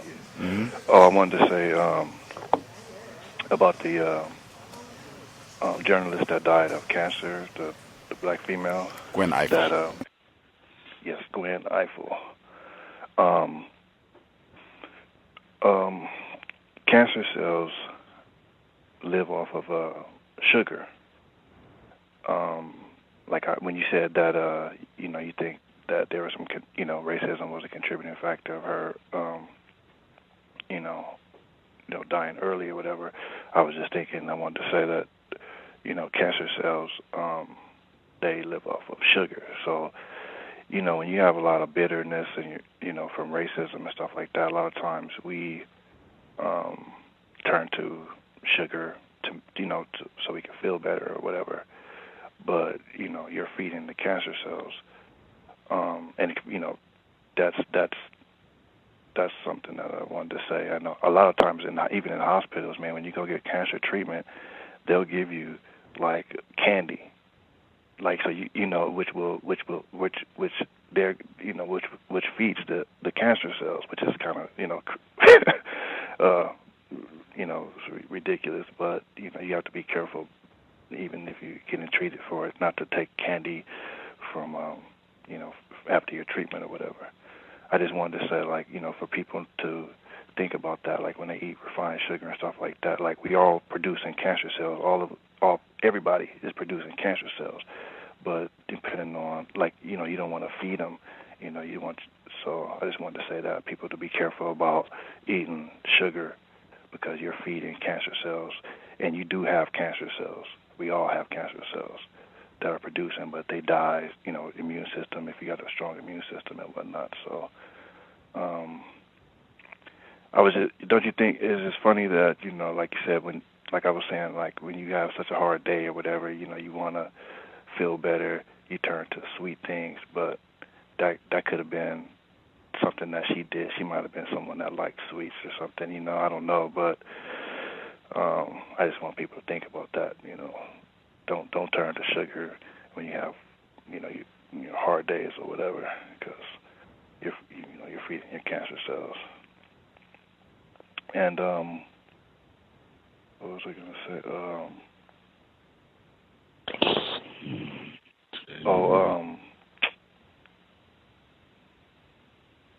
I don't don't know. I forgot what I was going to say. It was something about art. You guys did a piece last Contemporary Call-In about the artist Kehinde Wiley or something like Wiley. I think that's his name. I'm not sure. You know what I'm talking about? Yes, sir. Black male artist. I don't think anybody really spoke on it. What do you think about that? Like him putting black images onto white, like white. Nobody spoke on it, but what were your thoughts on that piece? The wacky thing about it was I played it. I was just having a conversation with some other black males. Someone mentioned his artwork, and they had just been to an art exhibit here in Washington State. They had a lot of art. I don't know if some of his work was there or not, but they were saying I think that they had been to that museum previously, and some of his work was there. And he had a painting where a black person had chopped off a white person's head with a sword and was holding the decapitated head. And then, like 3 days after that conversation, that piece came out. So that was kind of wild. So that was one of the reasons. That was one of the main reasons that I played it. But it's difficult for me to comment because I haven't seen enough of his work, and I haven't seen it like live. I think one of the features of Mr. Wiley's work is that it's really big, like massive, like 6 feet tall or what have you. So I think that's one that you would really have to see it in person to appreciate and evaluate his content. Like I've seen some of the pictures online, but I'm sure it's radically different looking at something on a small screen as opposed to looking at something that's the same size as you. So I don't really feel adequately qualified to comment on his artwork, but I did think it was interesting some of the things that he was talking about in the piece in terms of why he put those images of black people in his artwork. And I think he mentioned the word worship. I remember that from last week, yeah. Worshiping white people specifically. That piece with the black female had chopping off the head holding the head of the white female. That's from the Haitian Revolution. I didn't know if you knew that. You probably did, but that's an image from the Haitian Revolution. But he did it in a female. He did it with black female instead of originally it was a white male. Fascinating. And, it's something else. I didn't want to go too far into. We talked. I don't know if you remember us discussing him some years back, but yeah, he's interesting. I did want to say, like for the journalists, I was saying I think we need to tighten up on our analysis. Well, deepen our analysis, and I was just going to give some advice to. I think people should follow like Donald Trump is appointing people to his cabinet, and I think if people could, if they want to, whoever he appoints, to do some research on the person that he appoints and see, what their background is and whatnot, because he's appointing a lot of interesting characters. I mean, like openly racist statements and stuff like that. So, just wanted people to make sure they're not sleeping on Donald Trump and his appointees. Grand. Mr. Jeff Sessions, Alabama U.S. Senator. Other folks that we have not heard from have a commentary. Line should be open if you have a hand up. Feel free. Hello? Yes, sir. 5074. Yes. Thank you for taking my call. I have a question. My question is, if someone had a goal of spending $0 to support the system of white supremacy in, say, 3 years, 5 years, do you have resources like past episodes, books, websites that would help to achieve that goal? More specifically, what do you do or people that you know do to use your dollars in a counter-racist way? And I'll mute my line. Folks can share on that as we go. I'm not aware of anyone who has made that a specific goal to spend $0, or if they happen to be in some other part of the world and have a different form of currency, but that they're not going to use any currency to support the system of racism, white supremacy. I do know that Dr. Cambon specifically and Mr. Fuller specifically, I do know that those two people have talked about trying to reduce our spending as much as possible. Now, they haven't said 0, but they have tried to I know I've heard both of them specifically saying that's one thing that we can do to be as miserly as possible. I know Dr. Kanban and talking about not doing cable, just little things that we could cut out that would do a big difference. Not doing cable, not doing movies. Like, we really get encouraged to do a lot of unnecessary spending. I think if you're trying to do zero, I think a lot of that would be figuring out some things that you can do on your own, whether it's crops, making your own clothing, materials of that nature. I'm sure there are other folks who listen in who... Dr. Kanban, that would probably be, he talked about that. He went out, he and his wife, someone emailed me about his wife today, and his son. They went out and made their own house, and a lot of that. That is the one person I can think of who is closest. I don't know if he stated it in exactly those terms, but to do as much as possible to not be supporting financially the system of racism, white supremacy. We all do in some way, but to try to minimize that as much as possible. And I know he talked about that on some of his previous visits. So that would be maybe one resource. And even you could call, he gives out his number on the air regularly. So you could maybe even call him and chat it up, see if he has some ideas, suggestions. And as listeners, as we go and other people get an opportunity to share, if you have ideas or suggestions, resources that maybe he can check out, share as we go. Other folks that we have not heard from, if you want to respond to his question, share your own thoughts, feel free.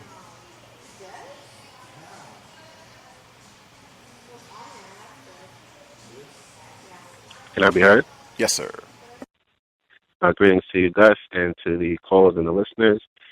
To answer the previous caller's question, what I try to do is, well, I don't go to any movies whatsoever. I don't spend my money at movie theaters at all. I try to spend as much money as I can with Black people that have products or services that I need or I can utilize. So I make that a point, and as a family, that's how we function as far as holistically speaking.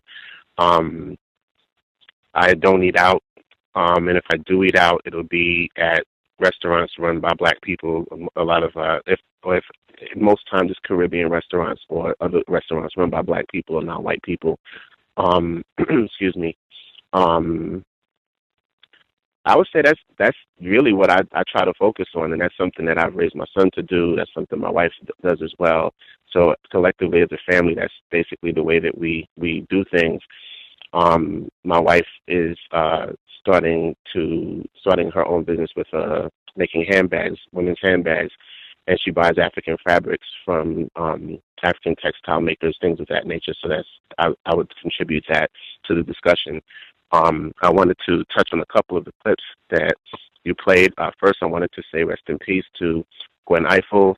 She was just brilliant, and it is sad to lose her at such a young age. She did quite a few profound things, and she should be lauded for her fighting against racism, white supremacy, and being accurate in her presentations in regards to how she did the news and her thoughtfulness. And it's just really sad to lose her at such a young age. And like you said, we lost so many people this year. It's just really incalculable, the kind of losses that we've had this year. So hopefully we don't get any serious doozies before December 31st comes, but you never know. To speak on the Emmett Till clip, I just find that interesting because the way that they treated his father and used the premise of his father getting into trouble before he was killed, excuse me, as a premise to demonize Emmett Till himself due to his being murdered for basically no reason, ultimately just racism, white supremacy.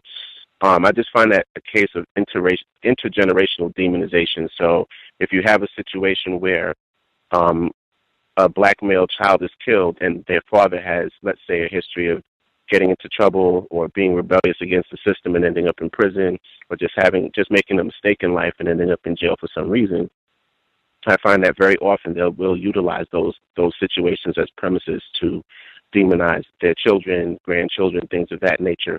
They tend to look in our history, our family history, to try and find some origin for this rogue behavior, as if there's some genetic predisposition of Black people to do criminal things or to be violent or whatever the case may be. So that I just wanted to touch on that. The Donald Trump, I just think that he's just really exposed white supremacy in the most uncodified, overt way that we've seen in a long time.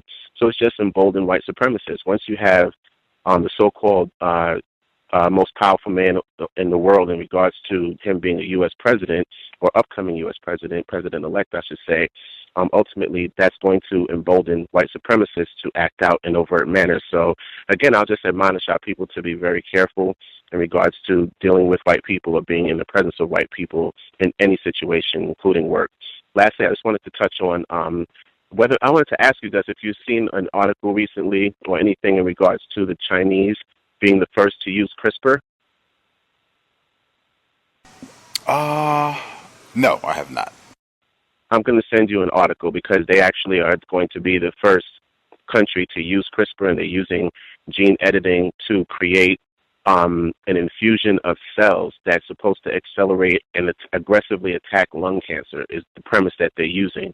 I have a feeling just because they're publicizing it now that white people have already done gene editing. I don't think that they're the first, but this is what they're reporting. So I'll just, I'll take that for what it's worth, but ultimately white people are liars. I think that they've already been doing it because white people, I don't think, would allow anyone else to one-up them in regards to using something like this. And I think whatever they've used it for would be in racial genetic warfare. Thank you, and I'll mute my line.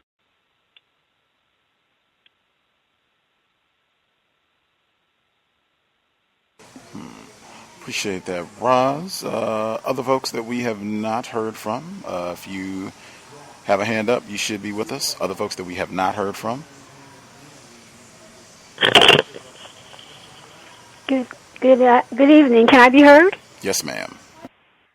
First of all, I'd like to say good evening to all the listeners and also the host. I just want to go over some of the news clips were always outstanding. The best part of the show was the news clips, my weekly updated news clips that I don't get a chance to listen to, so I tune into the cows to get an update. I was taken back by Emmett Till's dad. I don't know. I think one time, Gus, I think you had someone talking about that case. Is my memory if my memory serves me right, you had someone talking about the Emmett Till case on your show at one point. Is that true? Yes, ma'am. Keith Beauchamp. Okay. He was on the program last spring. He did the documentary, The Untold Story of Emmett Lewis Till, where we spent a good chunk of that program talking about Mr. Till, and we also had Cameron McWhorter on the program. Importantly, Cameron McWhorter was on the program in 2011.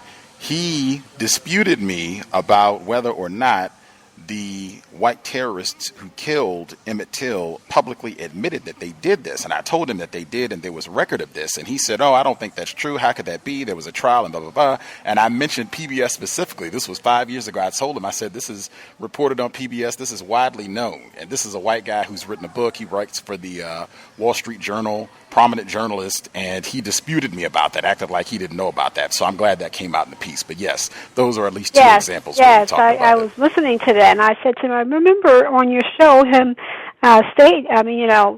you and him arguing about that. But what I wanted to say also, I don't recollect anything about Emmett Till's dad coming out in that show. Am I wrong? Did we?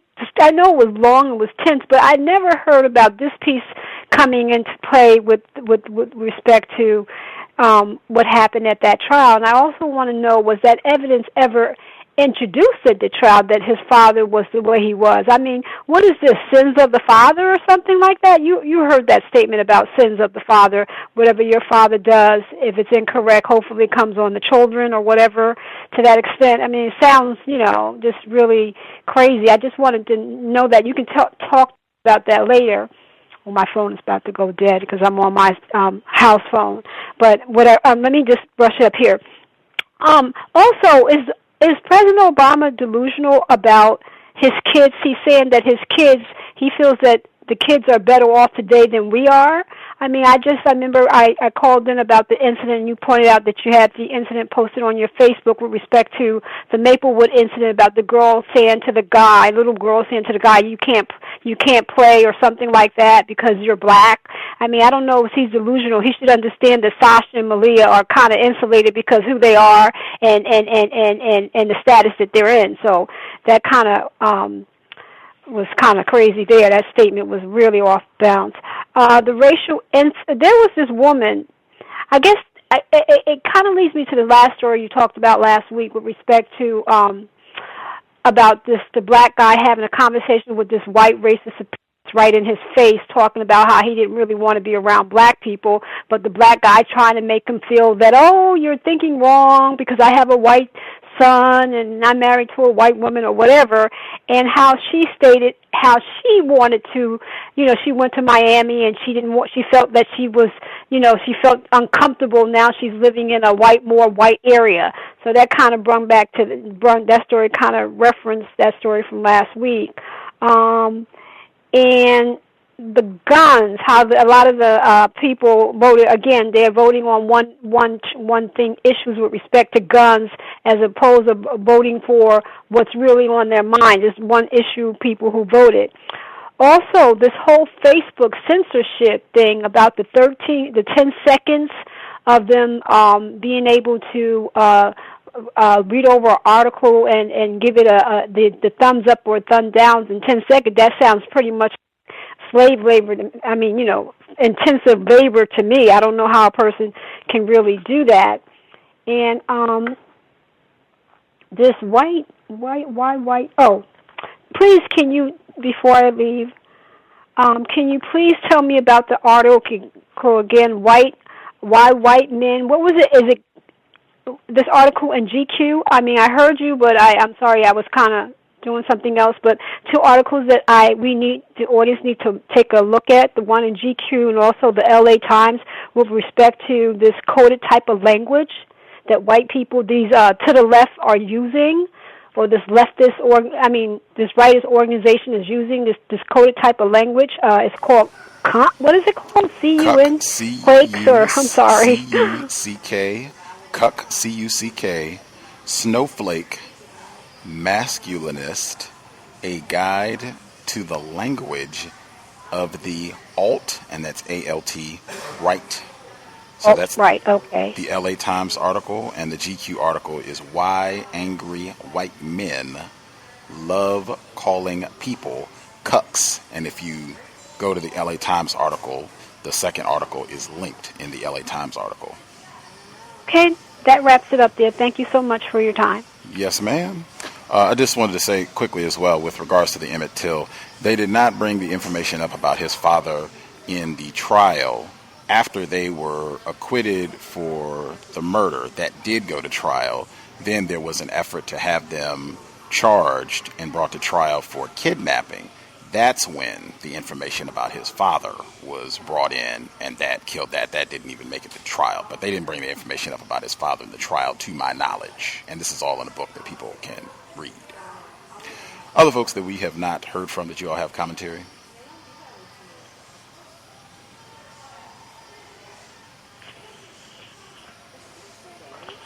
Can I be heard? Yes, ma'am. Your volume is a little low. If you can speak up, lots of black self-respect. Is this better? Well, yes, ma'am. Okay. Thank you. Greetings, everybody. A few things that I kind of wanted to comment on. First was the story cut off, but they said that a student was burned with a hot glue gun. That's something I just have to look up. By who, where, and for what. But then there's also the article, or there was a lot of talk about Trump, and there's a woman who I assume is a white woman, and she says that, the one that was living down in Florida, and that she doesn't want to be a minority.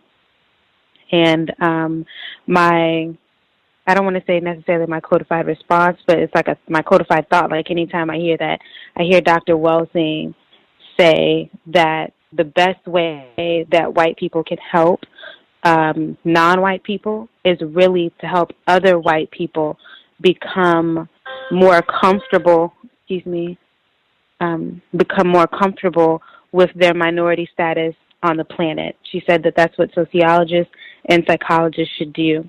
And I think that no matter what, that is what I would ask white people to do if I was going to ask them to do anything.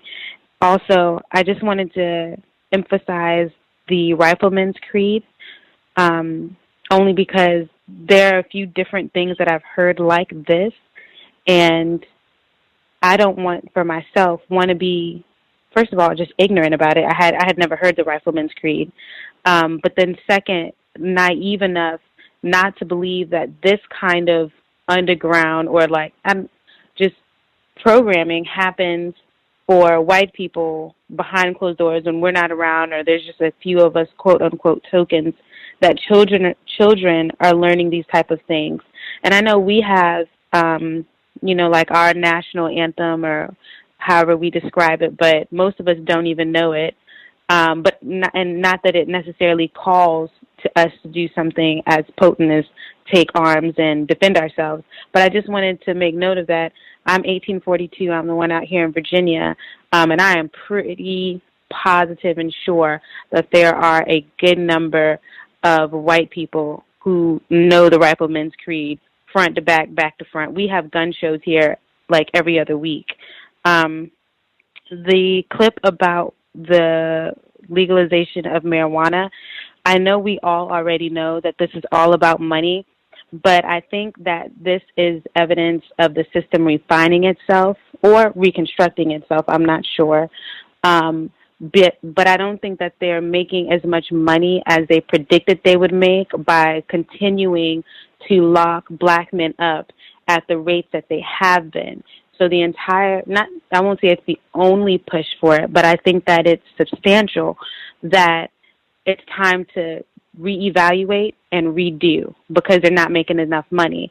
So then they can put tracking devices, send the black men or whomever, wherever, and then you won't get locked up where we don't have to feed you, clothe you, be responsible for you, and all that kind of stuff. We'll just make you pay really, really high fines. There's taxes on it, all this money to get licensed for it, certified for it. The rates of it will perhaps go up. I don't know, that's speculation. I'm not sure. Bail money, all of it, like money. And then also they can taint it and do whatever they want to dumb down the masses or however you look at it. I thought the use of the word wobbler was a code for discretion, that, it's up to their discretion whether or not they will prosecute an individual as a misdemeanor or a felony crime. They use that word wobbler. And then I thought it was interesting, the racial showcasing story of the non-white black female who let someone stay in her apartment and then she pled guilty and all of that. That was, for me, very obvious racial showcasing. And then just one of the other things that I've been practicing in terms of codification, I do not interact with all non-white people the same way, especially if I don't know you, because I don't know your angle. But there are some that I do know. And when people ask about, how do you feel about Trump, the main thing I say, no matter how I word it, is you need to Google Dr. Frances Cresswell thing. She predicted it a year ago. She's smarter than me. She knows way more than I will and do. So Google her, watch the videos, read her work, and then once they do, if they do, then we can talk. But me postulating and talking about my own personal thing, if you're really, really interested, I highly recommend that you Google her and you become knowledgeable and take it seriously if you feel that something is going on. I can comment later, but thank you for the time. Appreciate that, Ashe. Correct myself as well. When I was mentioning people that passed this year, I meant to say Dr. Afeni Shakur, Tupac Shakur's mother. I said Dr. Assata Shakur at the time. Apologies for the error. Other folks that we have not heard from, did you all have commentary? Can I be heard? Good evening, everyone. Let's get our caller in Toronto, and then we'll get the astute one. Hello there, Mr. Gus and callers. This is Klondike Mike calling after a long hiatus. Oh, you're going to do... I'm not. Is that because I'm the product of a interracial marriage, or because I'm sleeping with one? I'm not actually sleeping with one. I'm just asking you, why, but never mind. Can I be heard? Yes, obviously I can be heard. We can't hear you. How are you? How are you? I'm sorry, guys. I'm having a bit of racial battle fatigue, and I just wanted to connect with some people. Wow. What's the problem? Well, life in general seems to be full of lots of problems, and when you are a mixed race individual such as myself, it can be very those problems can be exacerbated, I suppose. Well, I have a million things I could probably say. But really, I just wanted to say hi. But I also, I just figure I might as well let you guys know that my father was a Trump supporter, or is a Trump supporter. And I just figure that's probably useful information that people should know. In fact, there was a time where I was going through a very big struggle with race and everything. And I even was trying to be more honest about it to everybody in my family, both white and non-white. And there was I can remember getting into like hour-long debates with my father, who seemed to lack a certain amount of sensitivity to my perspective. And can you remind us yes. if your father is white or not? Just so we are all. Yes, my father is white. I'm so sorry. I'm all over the place. Thank you, sir. Yeah. Yes, my father is a white male. And yeah. Anyways, I just thought that's useful information. In fact, actually, it was last year around the Super Bowl exactly. And football is not something I'm interested in. However, I couldn't help but be somewhat invested in it because I felt some kind of dragged into the whole conversation, because at the time there were two teams and they were taking archetypes, and they ended up being racial archetypes. I'm sure you guys remember it way more than I do. However, I happened to be visiting one part of Canada at that time, and I really had no interest in watching the football game because I knew it was going to be filled with racialized imagery and symbols and all sorts of just politics that I just really wasn't interested in dealing with at the time. However, I had to go see my father, right? We're not in the same part of the world very often, so I was invited to the Super Bowl with him and his friend, who is indirectly an uncle through marriage, I guess, in a way, or a cousin through marriage, maybe. My bad. Anyways, I went to this football game, and I found it very traumatic being there with my father and my extended family. My extended family is my father remarried another non-white person, but basically a non-white Argentinian who could pass as white for the most part, depending on what type of part of the world you're in. Anyways, but I guess other parts of her family are less white than she is, and so we were watching the football game, and it was all very, they were talking about Trump and stuff like that. I don't remember all the details because a year ago at this point. But I do remember at one point the other male who is married to a non-white female, and she has some of her Latino or Latina features still. These two white males, my father and this other guy, were conversing, and they were talking about Trump, and they were just like, oh yeah, man, I totally agree, man, and yeah, man, and I can't, and blah blah blah blah blah, and at one point, I can't remember exactly how it came up, but the other guy was like, my kids don't even look like me, man. Look at them. Because the non-white children have Latino features, which is quite nice to see. They're very beautiful children, like. Anyways, but that joke was it stuck out to me. It was very because it was like they were letting out some of their pain as white men, like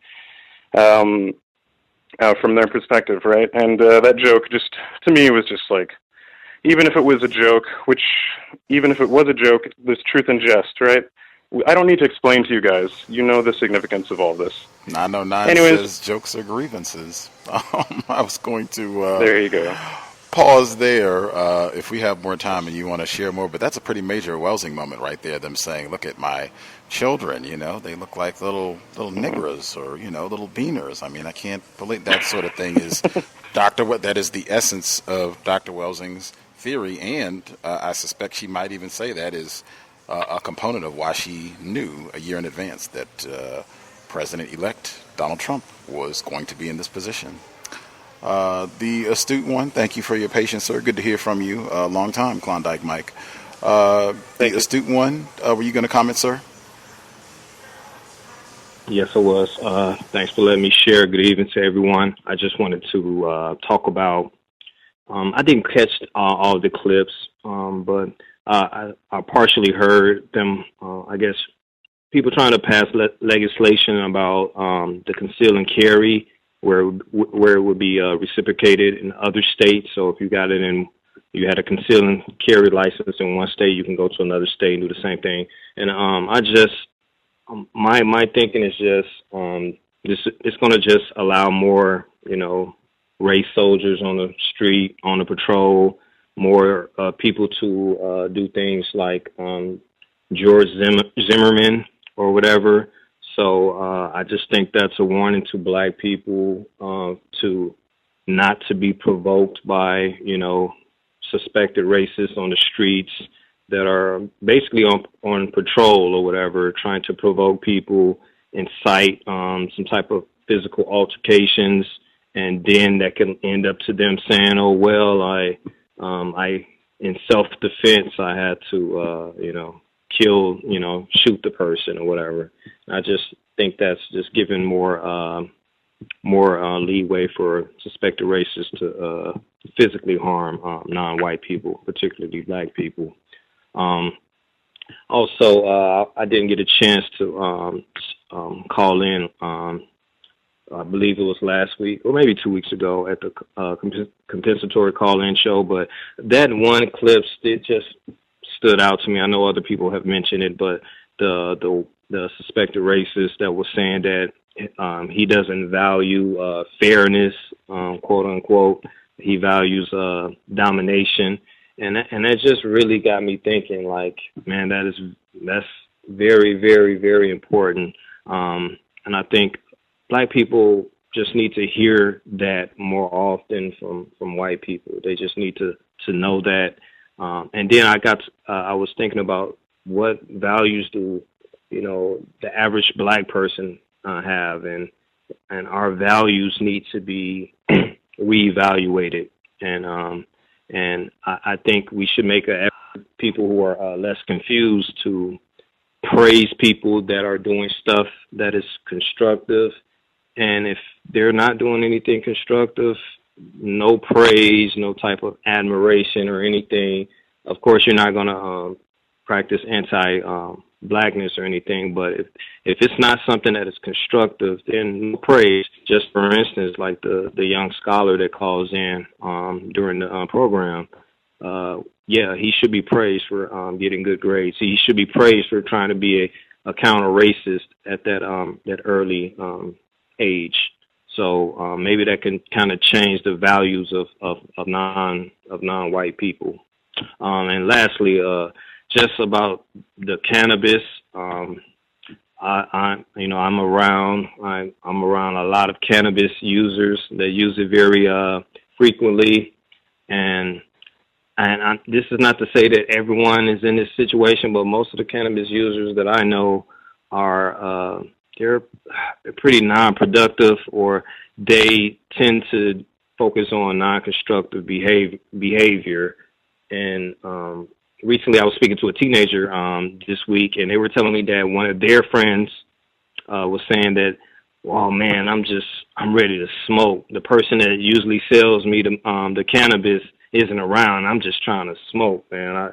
And that just really kind of stuck with me. Not like I didn't know this, but it's like I think especially when the younger people are smoking cannabis and really focusing on that, they will never develop to be a counter racist. They won't probably develop into just being less confused. They'll end up being more confused. And I just don't agree with the way that's being promoted with the cannabis use. But anyway, I hope I didn't sound too confusing. Thanks for letting me share, and that's all I have. Appreciate that. Other folks, if you would like to share your thoughts, feel free. If we have not heard from you, let's not lollygag, dial in. I did want to make sure I got this in really quick as well. That segment where they were talking about the situation in Georgia, down in Forsyth, one of my favorite drivers in Georgia got that piece from the BBC where they were talking, this white woman moves to her part of Forsyth, Georgia, because she didn't want to be around any dark people. She just wanted to have her little white ethnographic center, white ethno state, mini white ethno state. They don't mention the history of Forsyth, Georgia, and that's the sort of thing when we talk about context and history and just try to learn as much as you can. When you casually omit something like that, that piece would have been so much stronger. Just saying, oh yeah, she specifically came to this region because she didn't want to be around any non-white any non-white people, and this specific county is where they had a historic racial purge and drove out approximately 1,000 black people to have an exclusively white county. That just would have been a great addition, and I would submit that the whites at the BBC are not ignorant about racism. If ignorant Gus knows that, then I'm sure that someone at the BBC could have easily ascertained that information. Other folks we haven't heard from? May I be heard? 2812. Last four digits, 2812. Thanks, Gus. Appreciate it. Greetings to the callers. I try to be efficient. In reference to the news clips, one of the things that I just quick notes was the gentleman had said that in reference to some of the white supremacists, the riots and some of the violent behavior, that he had mentioned that Trump had said he needs people to knock it off. And I thought he was probably practicing racism, simply because that saying knock it off is not talking about the problem seriously. If Trump really did say that, and I would have to verify that, I mean, that's just, he's basically just telling people that these are just some people, they're just, just hanging around. They might hit a couple black people or non-white people, but it's not a big deal. And then the other thing I wrote down is that at some point, and maybe the callers can help me, do they expect Donald Trump to make a statement on him being formally associated with quote-unquote white extremist groups? And the reason why I mention that is because during Mr. Obama's presidency, anything black that happened, he consistently was badgered about it and had to make a statement about it. And I just wonder if Mr. Trump during his presidency is going to be up on that podium frequently, as we saw Mr. Obama making speeches, Trayvon looks like my son, or having to defend himself against these white extremist groups. I just found that interesting.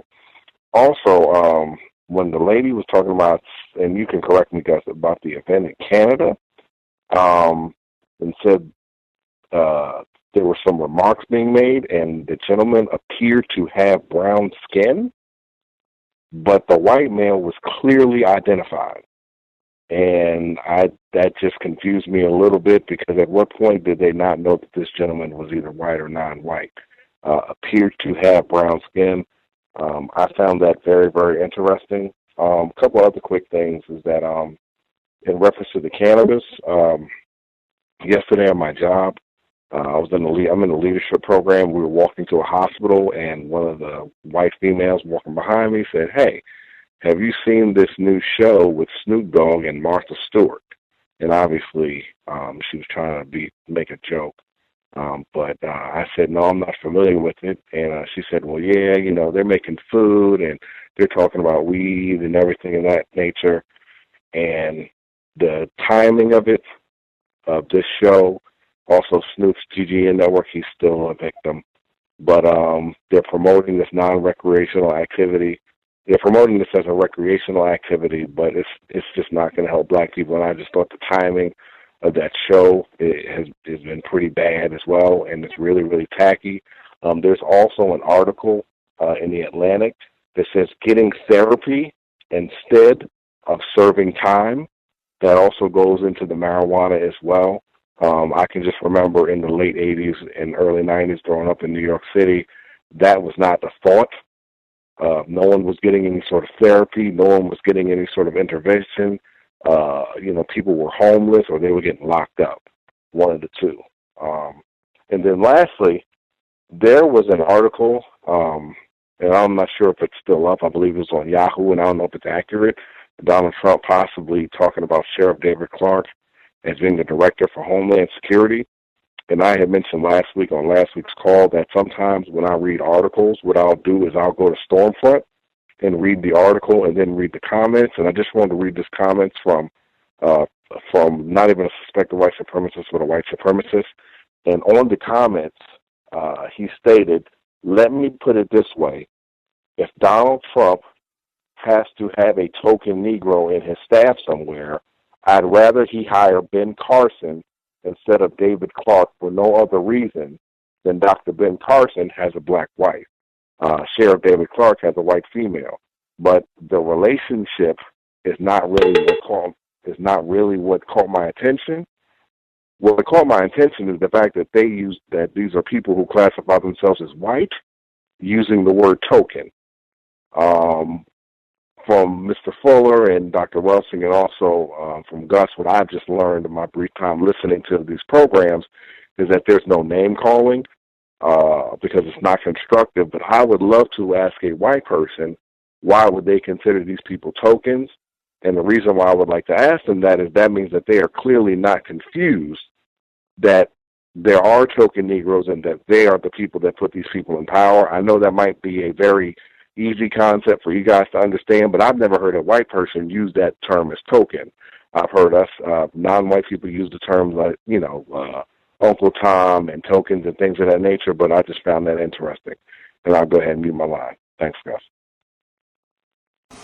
Appreciate that. Good point. I have heard a few times where a white person has called a black person a token or an Uncle Tom, but exactly as you just stated, if a white person is using those type of terms to classify a black person, clearly they cannot be confused about racism, white supremacy, which I think someone has said before. The caller at 7722, did you have commentary? 7722. Yes, sir, I do. Thank you.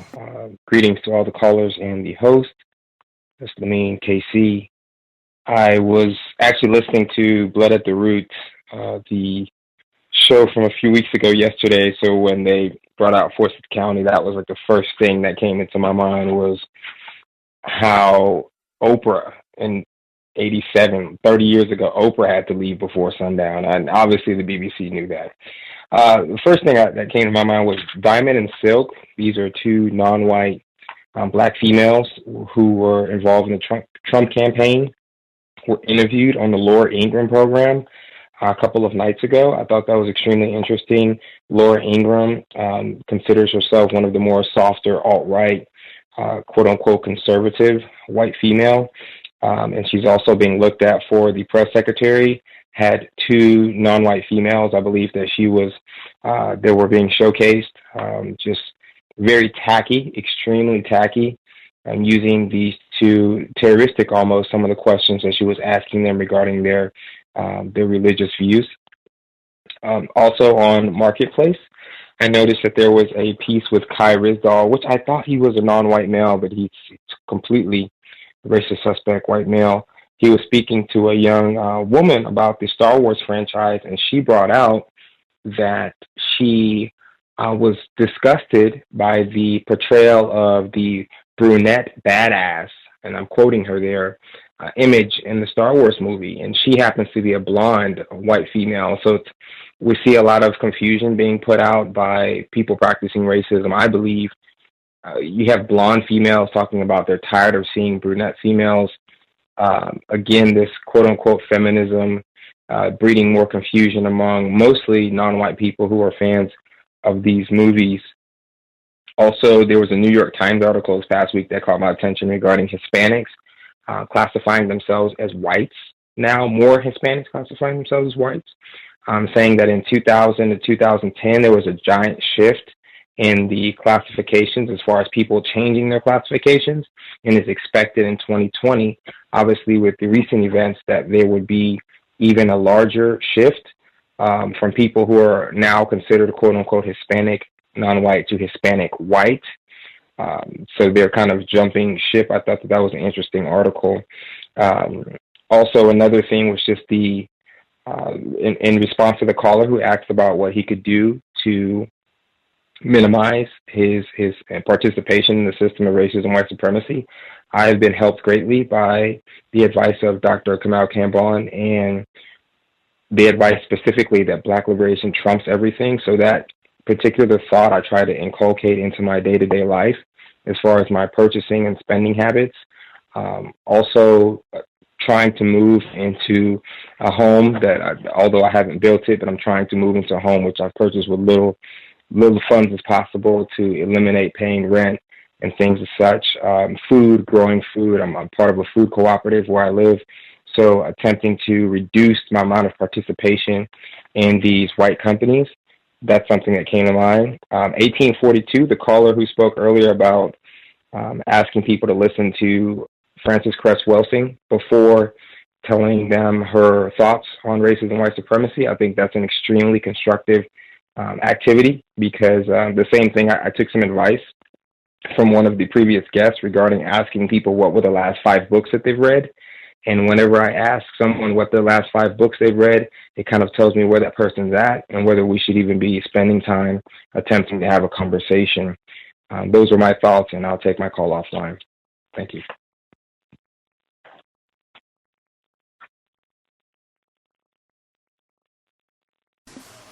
Right on. Other folks that we have not heard from, if you have commentary, feel free. Can I be heard? Yes, ma'am.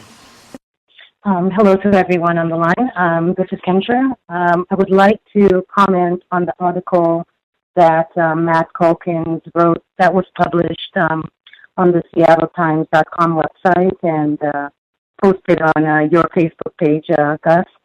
I noticed how Matt Calkins used the comments of 2 victims of racism, Seahawks players Kevin Lewis and Richard Sherman, to try to justify his position on did LeBron James go too far for calling out coded racist language, more or less saying, you LeBron and your hurt feelings is the problem, not the coded word posse that Phil Jackson used while talking about LeBron's business associates and friends.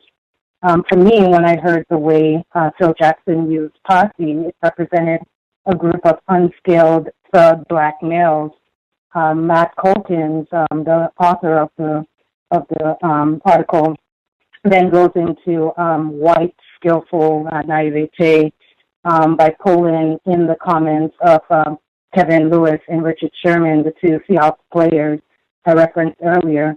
Mr. Lewis said if it came from Trump, it would be one thing, but Phil Jackson, has never had any real issues with saying racist things as far as Mr. Lewis knew.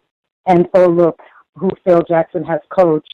I'm sure referring to coaching Michael Jordan, Scottie Pippen, Rodman. I think he coached Kobe and Shaq, if I'm not mistaken, and so on.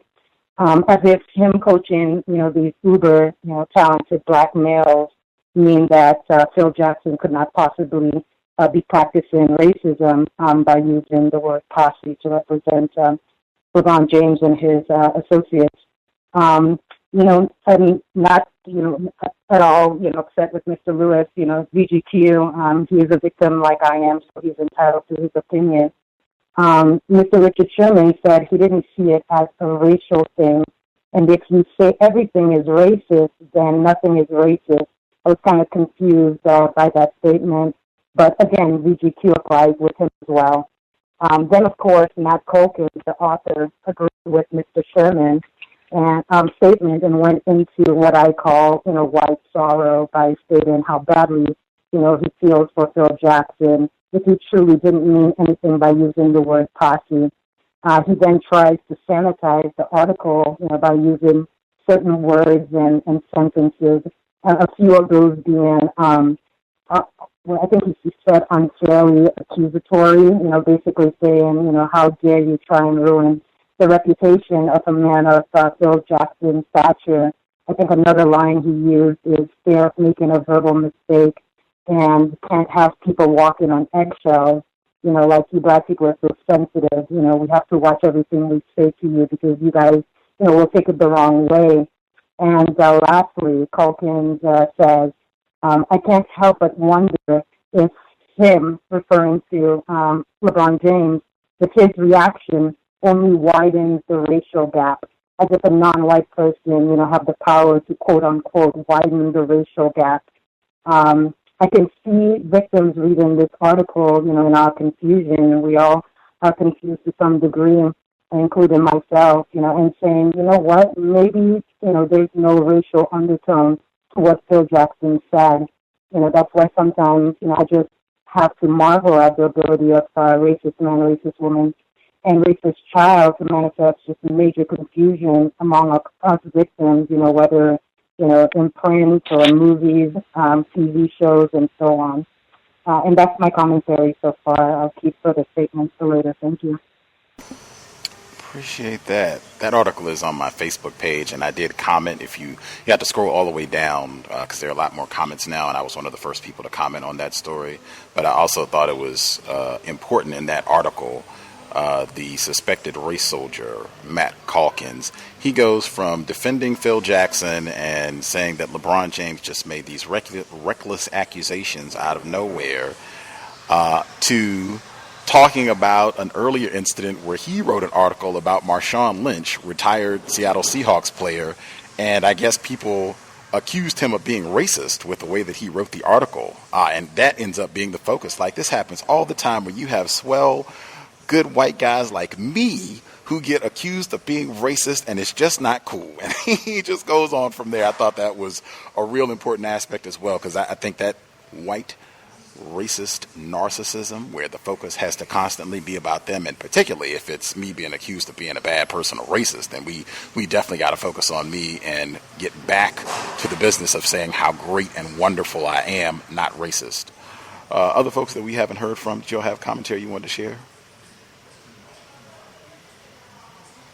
Greetings, can I be heard? Yes, sir. Greetings to Gus and everybody. First thing comes to my mind, subject matter, sports/entertainment, that I thought was interesting. Mr.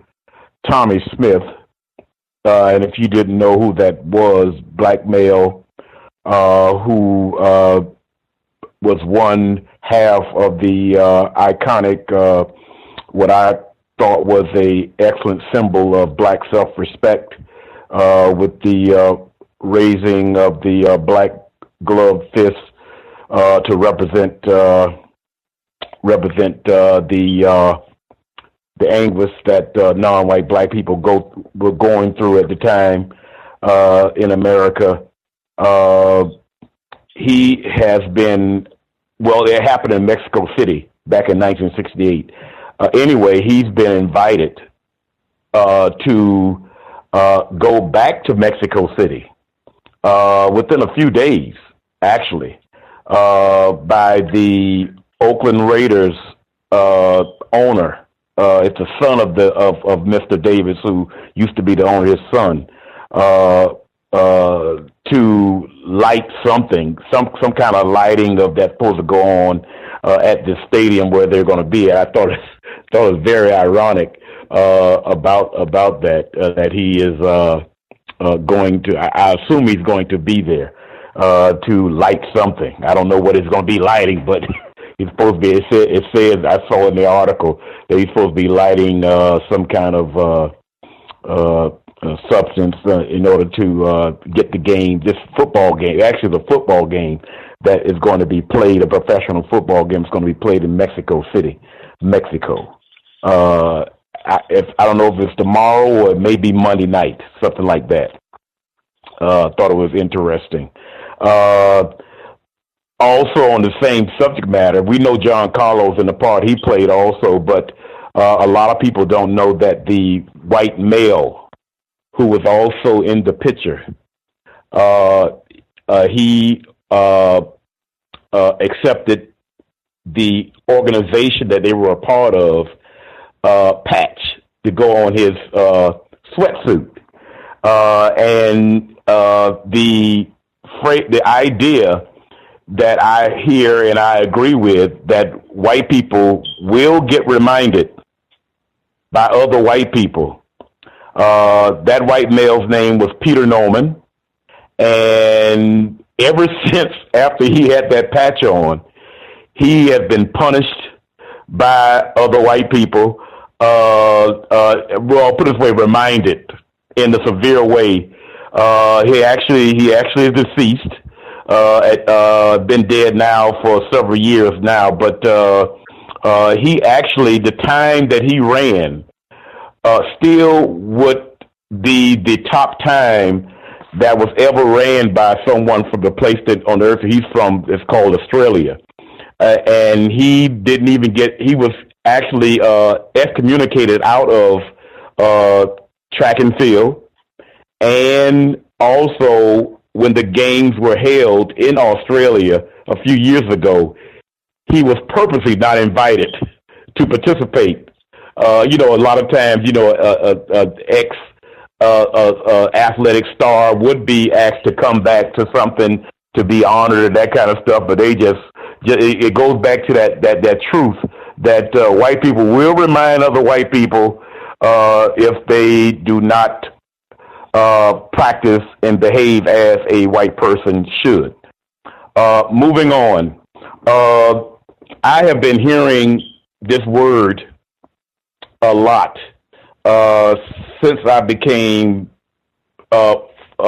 functionally aware of racism, white supremacy. The word organizing or organize or organize as a means to solve the problem. Now, they may not have been, the non-white people that use this word may not have been talking directly about solving the problem of racism, white supremacy, but subsequently, that's what you have to do in order to get to any other problems.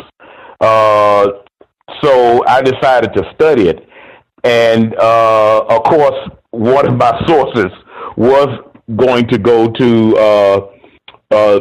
find out on what Mr. Fuller's ideas are on the subject. And through his books and also through some of his talks. And I know I've heard him mention that non-white people cannot organize to solve the problem of racist white supremacy. But anyway, I'm going to read briefly and very quickly what he has in the word guide as far as under the notes part of the word, and he has it in the means of organized. And he has here notes: an assembly, a crowd, or a group of people are not necessarily an organization, nor are they necessarily a nation, etc. During the existence of white supremacy, racism, and according to compensatory counter-racist logic, those white persons of the known universe who have chosen to practice white supremacy, racism, are the most organized group of people in the known universe. During the existence of white supremacy, racism, and according to compensatory counter-racist logic, it is not possible for the victims of white supremacy, non-white persons, to organize as a group against white supremacy, racism. While subject to white supremacy,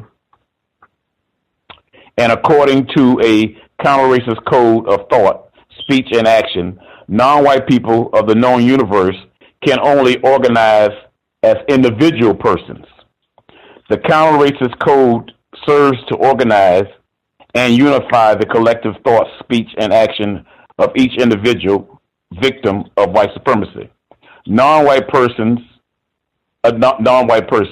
and do so in a manner that motivates him or her to think, speak, and act effectively to replace the system of white supremacy racism with the system of justice, balance between people. And through studying and reading that, it makes sense. It makes sense because as we look back on it, the many attempts that we've had to do to quote unquote organize, all of them have been destroyed as a group, because in order to organize, as he's mentioning, it takes some power. It takes power to be able to do that. The power to physically prevent someone from destroying what you are building. But as he mentions, by organizing around a code, it would create only one perspective. Either we would be successful in our codification of thought, speech, and action behavior, or they would have to kill us all. And last but not least, I want to try and make sure everybody gets about 5 minutes, just to make sure I don't miss anybody. We had a couple folks that haven't shared it all. Once we get them in, if you want to make sure you finish up that important point, we'll make time for that as well. Appreciate that. Oh, yes, sir. Okay. Appreciate that, retired firefighter. Anybody that we have missed completely, feel free. Go ahead and share. Anyone we missed completely? I'd like to share. Hi. Greetings, Gus, and other callers and listeners. I wanted to know before I discuss mention these two articles whether they had already been mentioned, and if so, I'll skip on those. But the allegations and lawsuits against Donald Trump, was that one of your clips this evening, Gus? No, ma'am. So I ran across two articles. Donald Trump is being sued. A lawsuit has been filed charging Donald Trump with raping a 13-year-old girl. And this is an ongoing set of charges that are currently being assessed for litigation, and other lawsuits that are pending against Donald Trump, the president-elect, that has been party to some 4,000 lawsuits over the last 30 years, 75 currently facing active lawsuits, and there's several analyses on those lawsuits. Many of are pending, and 3 were settled against his Trump University, I think in the amount of around $25 million. This is the kind of individual that I have to say I cannot what I do. Let me step. I understand why he was selected, but this is a travesty, my God. And I wanted to quickly say that I heard you guys talking to, I think, Pam in the archives recently, about a week ago maybe, and I heard you say something very poignant, very important.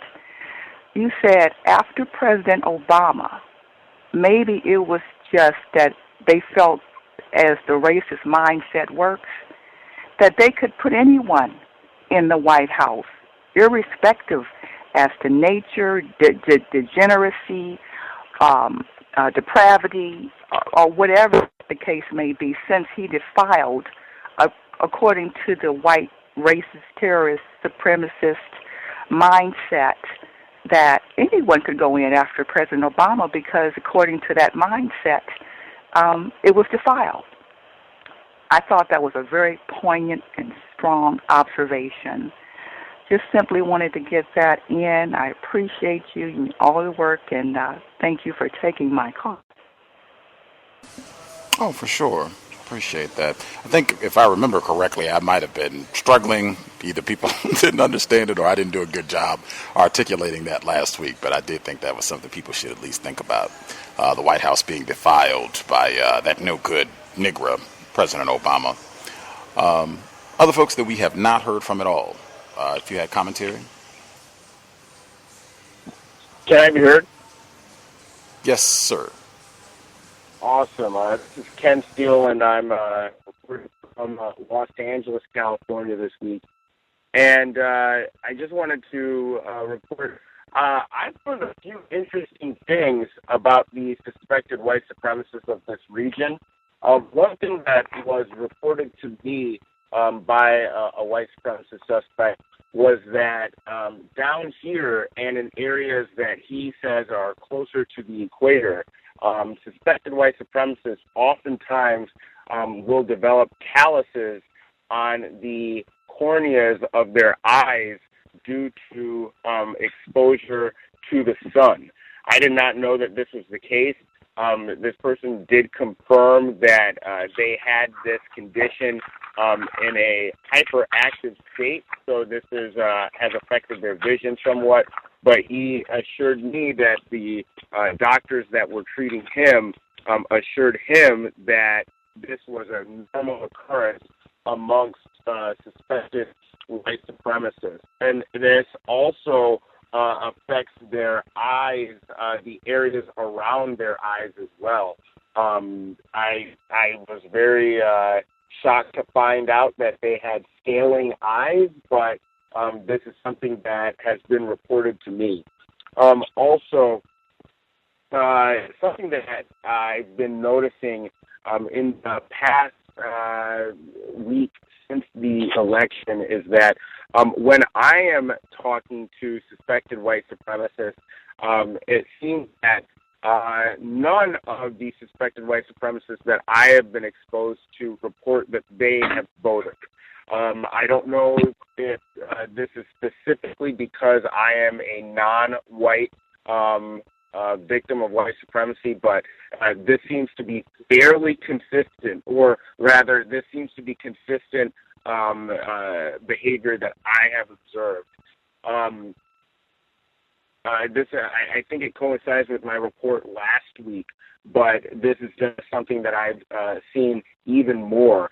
And I believe there is now a report on going around on various news sources that there is a suspected white supremacist that is making a conscious effort to avoid seeing the election results. So I'm just suspecting that white supremacists are having a lot of fun playing games about who voted for Donald Trump. I didn't vote for Donald Trump, and this is something that I'm going to expect to continue as the results of this election or the consequences of this election reveals itself.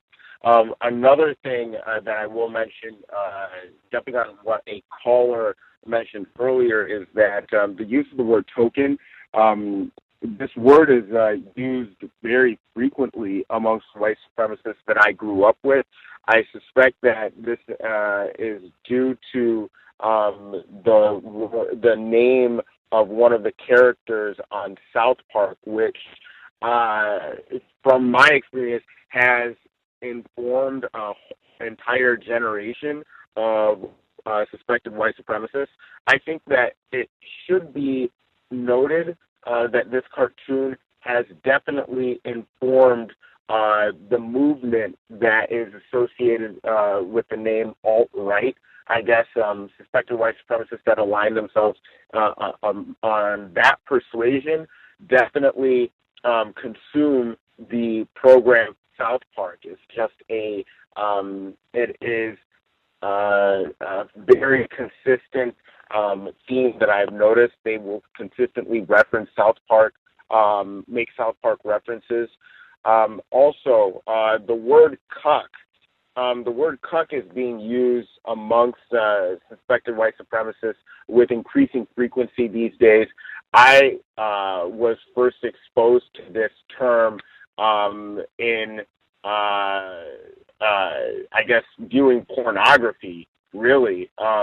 this is definitely kind of the mainstreaming of very deviant behavior, very deviant mindsets, and if you do hear it, this word, it definitely does have racial connotations. I think a core fear of suspected white supremacists, especially those who voted for Donald Trump, is the emasculation of white males by non-white, particularly black males.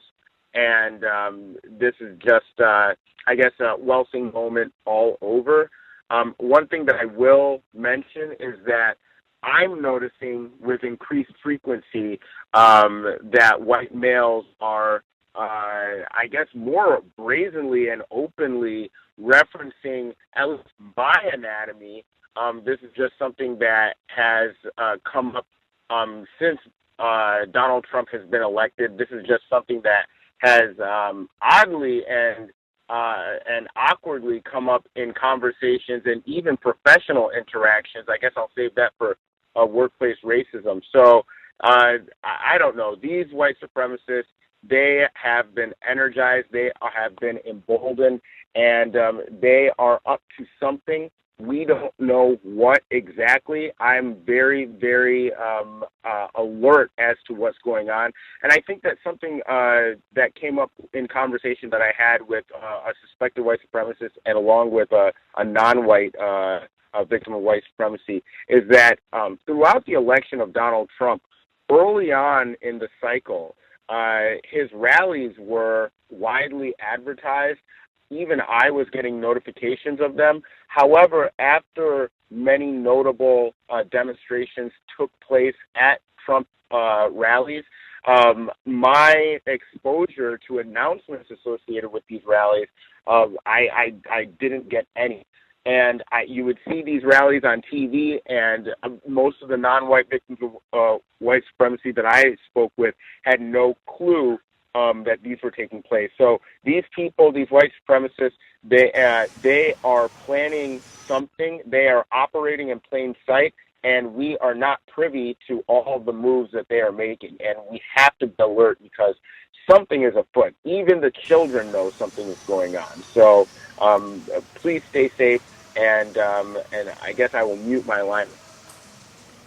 Grand. Any folks that we have missed? Anyone that's with us? Yes, sir. Good evening, Thomas in New York. Calling from the plantation in New Jersey. Yeah, I was listening to the show. I couldn't get all the clips because I was traveling. But I just wanted to say that thus far, Mr. Trump hasn't disappointed at all. And all these incidents of racism popping up everywhere. Not that it's a new trend, but it's just been hyped up a little. And as expected. I expect to see a lot more, and I think that the picks thus far have been good. I expected these type of pick selections.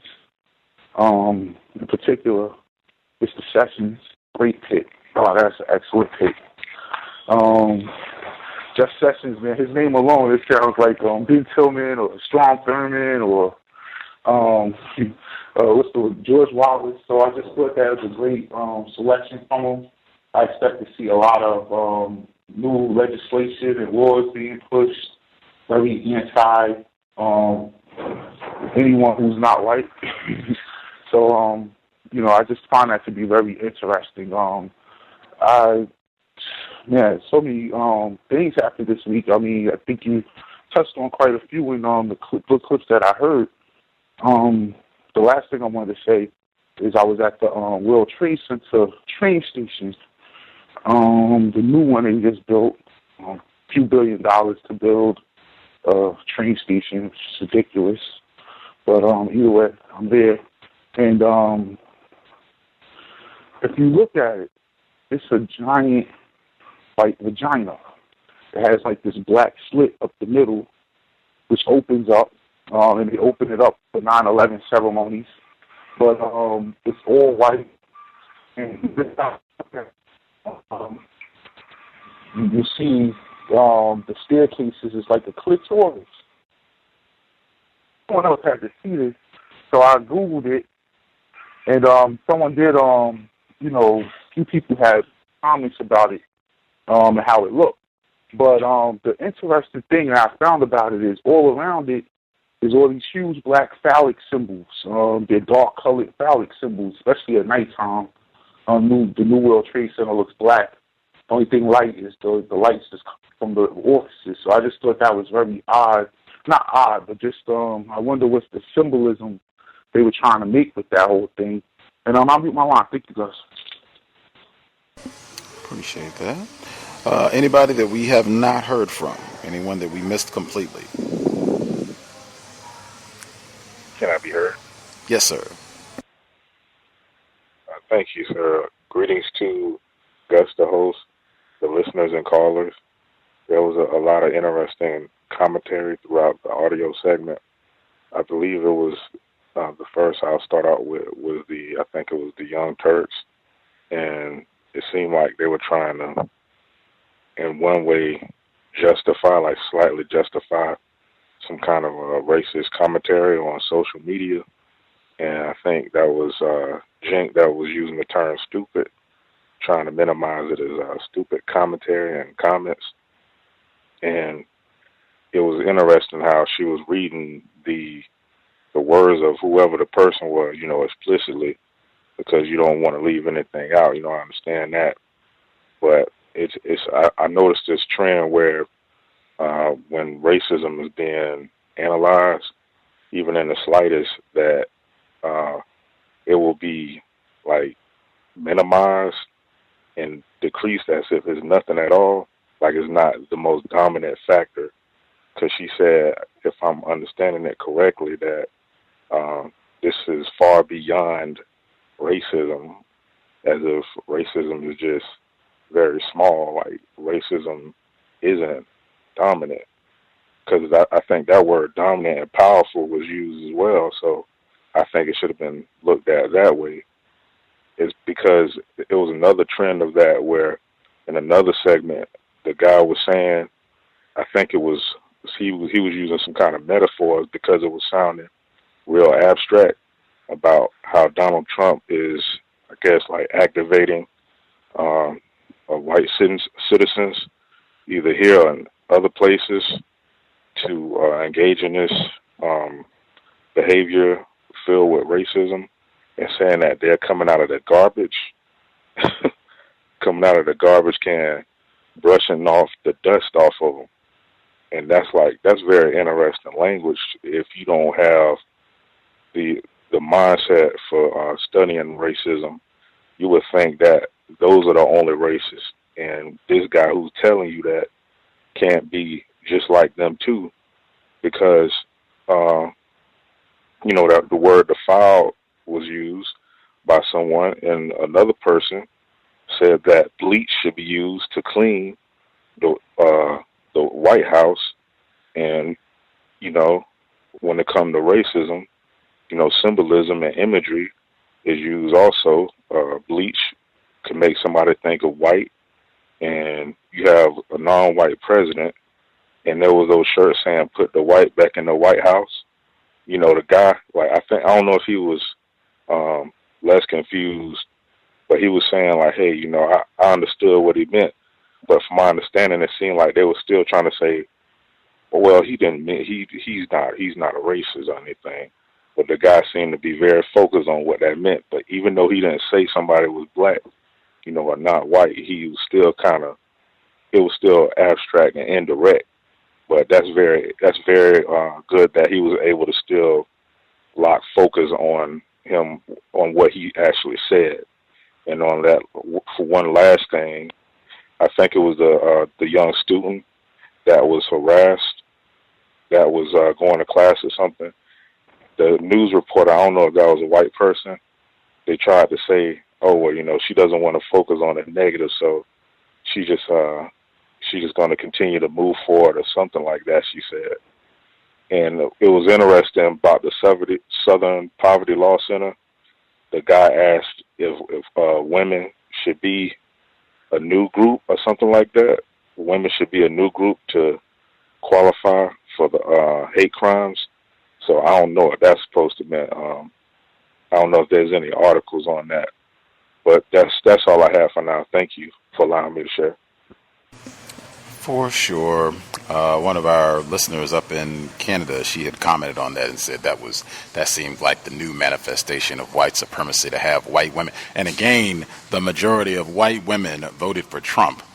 But after all of that, for them to now come out and whine and cry and say, oh, it's terrible and I'm so afraid and life is terrible and that no good Donald Trump is going to throw me over the wall, that white women are inserting themselves as the primary victims in all of this, the Trump presidency.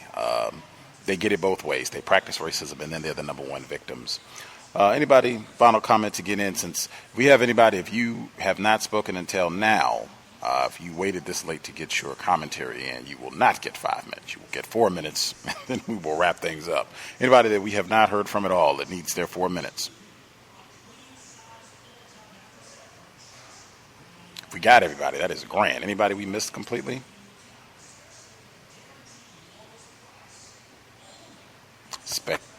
Oh, anybody we missed completely? Or I think we got everybody. Outstanding. Anything quickly in the last few minutes? May I be heard? Oh, yes, ma'am. Go ahead.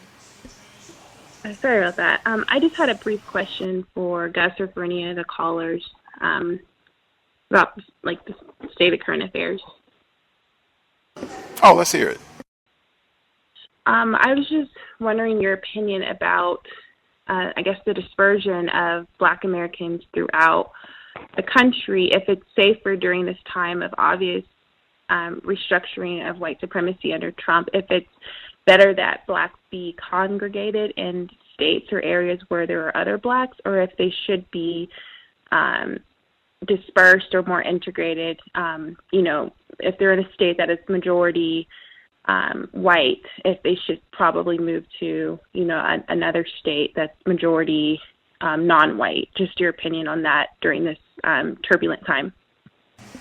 I'll mute my line.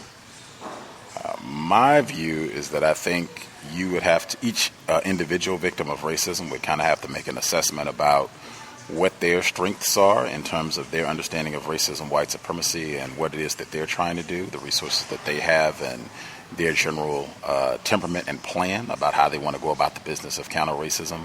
I think, number one, in the system of white supremacy, if you are in an area with a whole lot of Black people, if you're in an area where there are very few Black people, white people can do whatever they want to do to you in either environment, and I think they demonstrate that every day. So even if you are in an environment where there are very few white people or no white people, they still have a variety of means of terrorizing and dominating us at will and pretty easily, even if they are not there. I know there are a number of people who said, particularly after the Trayvon Martin situation, that it would be better to be in an environment with a lot of Black people, but then you can end up with situations like what happened in Flint where your water is all poisoned.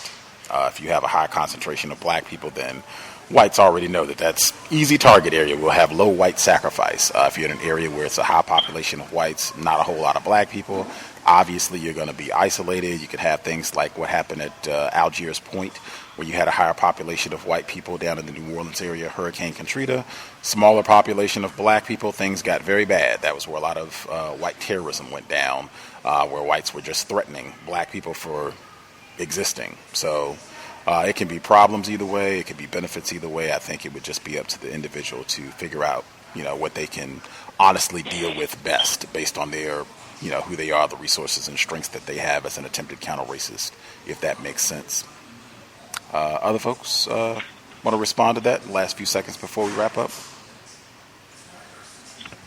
Yes, I think that the answer to the lady's question would be, as an individual, to apply to yourself as much as possible the best counter-racist codification, thought, speech, and action, and attempt to practice it on a daily basis is your best means to preserve yourself as much as possible. That's just from a logical standpoint, because otherwise, just like Gus stated, it doesn't make a difference where you're around a whole lot of non-white people or in an area where you're the only one. the system of white supremacy is so thorough that they know who you are. And if they wanted to kill you, they can anytime they want. But by having a razor sharp as possible codified understanding and practicing it is your best means under these horrendous conditions to preserve yourself as much as possible. Mm-hmm. I think it's also important to recognize whites demonstrate worldwide. They move non-white people wherever they want every day. So if you start out in an area that is predominantly filled with black people, whites can come in the next 5 minutes and say, you all are going to be out of here. Or they can just invade your area so that now it is no longer predominantly black. That happened in Washington, and they'll call it gentrification. So they have a variety of schemes to deal with whatever they want, even if you're the only black person in an area. Seen that happen where they can, now decide that we have relocated and we're going to dump a whole lot of black people. So you will no longer be the only one. And I think it would be best if non-white people, if we can develop the skills to the best of our ability, function in either environment under the system of racism, white supremacy, because it might be required to do so at any time. We've done our 3 hours. I did want to say quickly, one, we'll be here in roughly 12 hours from now. We'll be here tomorrow, 3 p.m. Eastern, 12 noon Pacific, Global Sunday Talk Racism. I am very eager to hear our international listeners' perspective on the election, how it's been talked about in their part of the world, what white people have been saying about all of this. Some of our callers from other parts of the world have already written in about conversations where whites were very eager to talk to them about the election. And did you see Donald Trump won in the States and blah, blah, blah, and all that. So tune in. We'll be looking forward to tomorrow. A good number of the folks who've been participating, our international listeners, have been kind of sharing their thoughts and predictions on the election. So it'll be good to hear from them tomorrow. Just a couple quick thoughts that I wanted to make sure I got in. Richard Spencer is the white male with alt-right. He did the article on Reveal last week that we played. A couple of people mentioned that report. He also did an interview on NPR this week. I didn't play it just because I figured that'd be back-to-back weeks of playing the same guys, same content, basically. But they had him on NPR. These are like big mainstream outlets giving this guy a lot of attention to broadcast and promote his views. I thought that was interesting. You can check that out at NPR if you are so interested.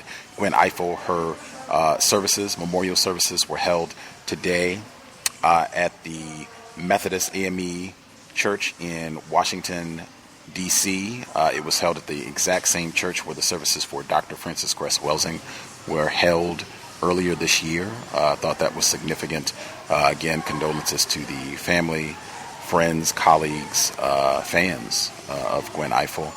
Also, I thought the way that they discussed Emmett Till's father, they said, the white man specifically at WNYC Public Radio, he said that we're going to discuss the key role that Emmett Till's father played in his death.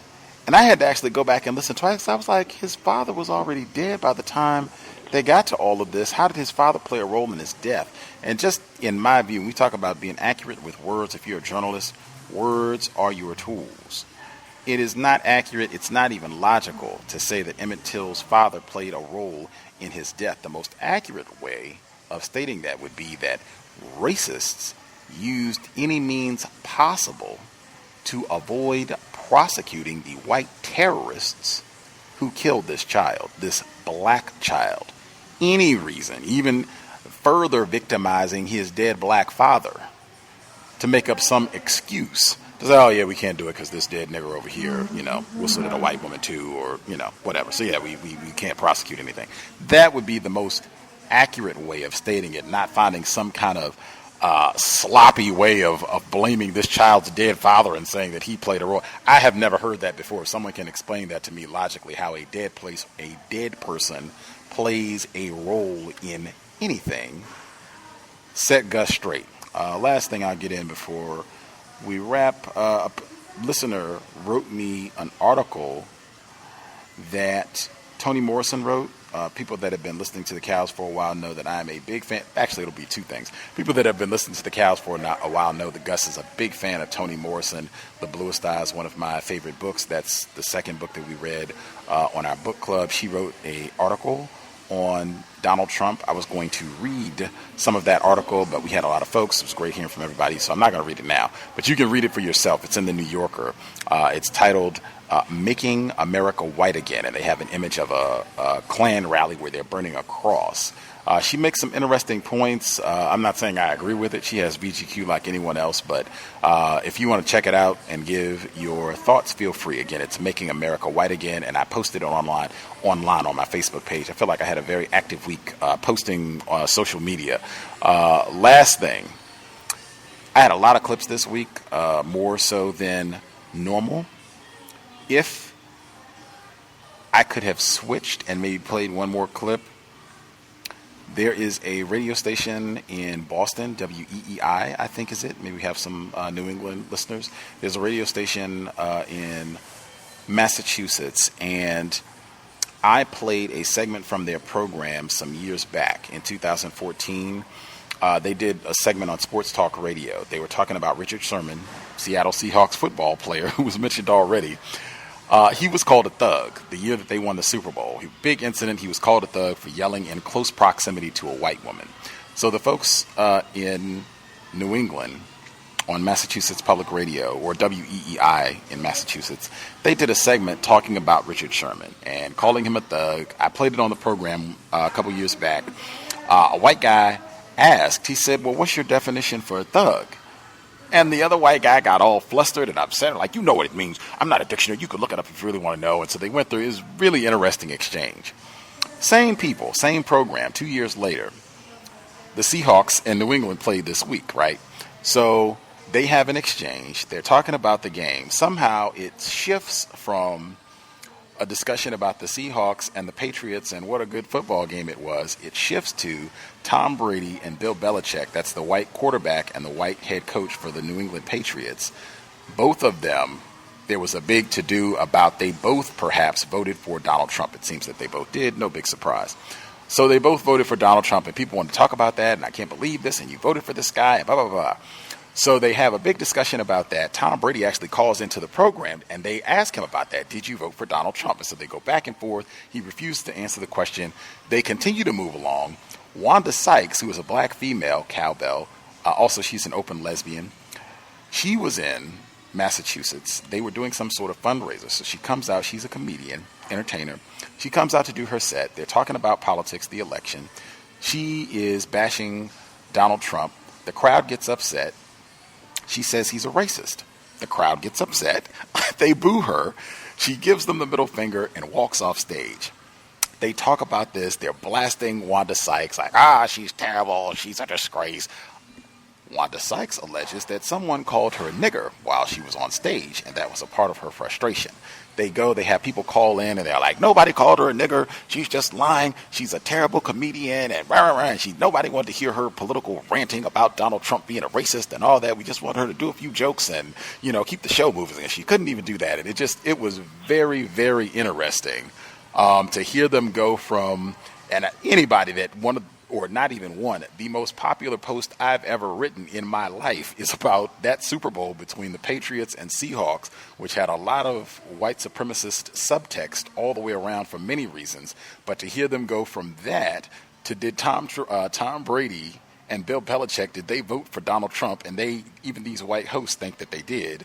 And talking about that, and then to Wanda Sykes and this incident that also happened in the same area where she called a nigger, her accusing Trump of being a racist. She gets booed. It was fascinating. I was going to play it, but it was just, I had too much stuff. I couldn't include everything. I might have to include it down the road, but it is fascinating. I would encourage anyone, if you live in the New England area, just to check it out, because that was a big to-do, what happened with Wanda Sykes and this show or whatever that she was doing and the booing and all that. Big to-do, especially up in that part of the world. We'll be here tomorrow, 3 p.m. Eastern, 12 noon Pacific, Global Sunday Talk on Racism. Very active week. We'll be here Tuesday. We'll have 2 programs on Thursday. Paul Ifeanyi Grant will be with us live from the UK early on Thursday, Thanksgiving Day. And then it's Thursday, so we do workplace racism every day, no holidays. So that'll be the late program this Thursday. If you have questions, problems, gripes, complaints, drop us an email, untiljustice@gmail.com, untiljustice@gmail.com. Huge thanks to everyone tuning in. I hope it was a constructive investment of your Saturday evening. I will again say sobriety would be best. We're moving into the holiday section now, so lots of parties and all that stuff. If you're involved in any of that, I would encourage be codified, not just with the alcohol, but all the way around. Know that they're going to have checkpoints, sobriety checkpoints out to stop folks, particularly in states like California now and where have you, where they have legal cannabis. That might be another reason to have a little extra scrutiny to see if they can smell anything in your vehicle, what have you. So I would just encourage sobriety would be best. Let's make sure that our behavior at all times, in all places, reflects that war is being waged against black people. We never know if you're out and about, particularly in a vehicle. You never know when today will be the day that you are pulled over by Darren Wilson, Daniel Holtzclaw, any of these other race soldiers, badge or no.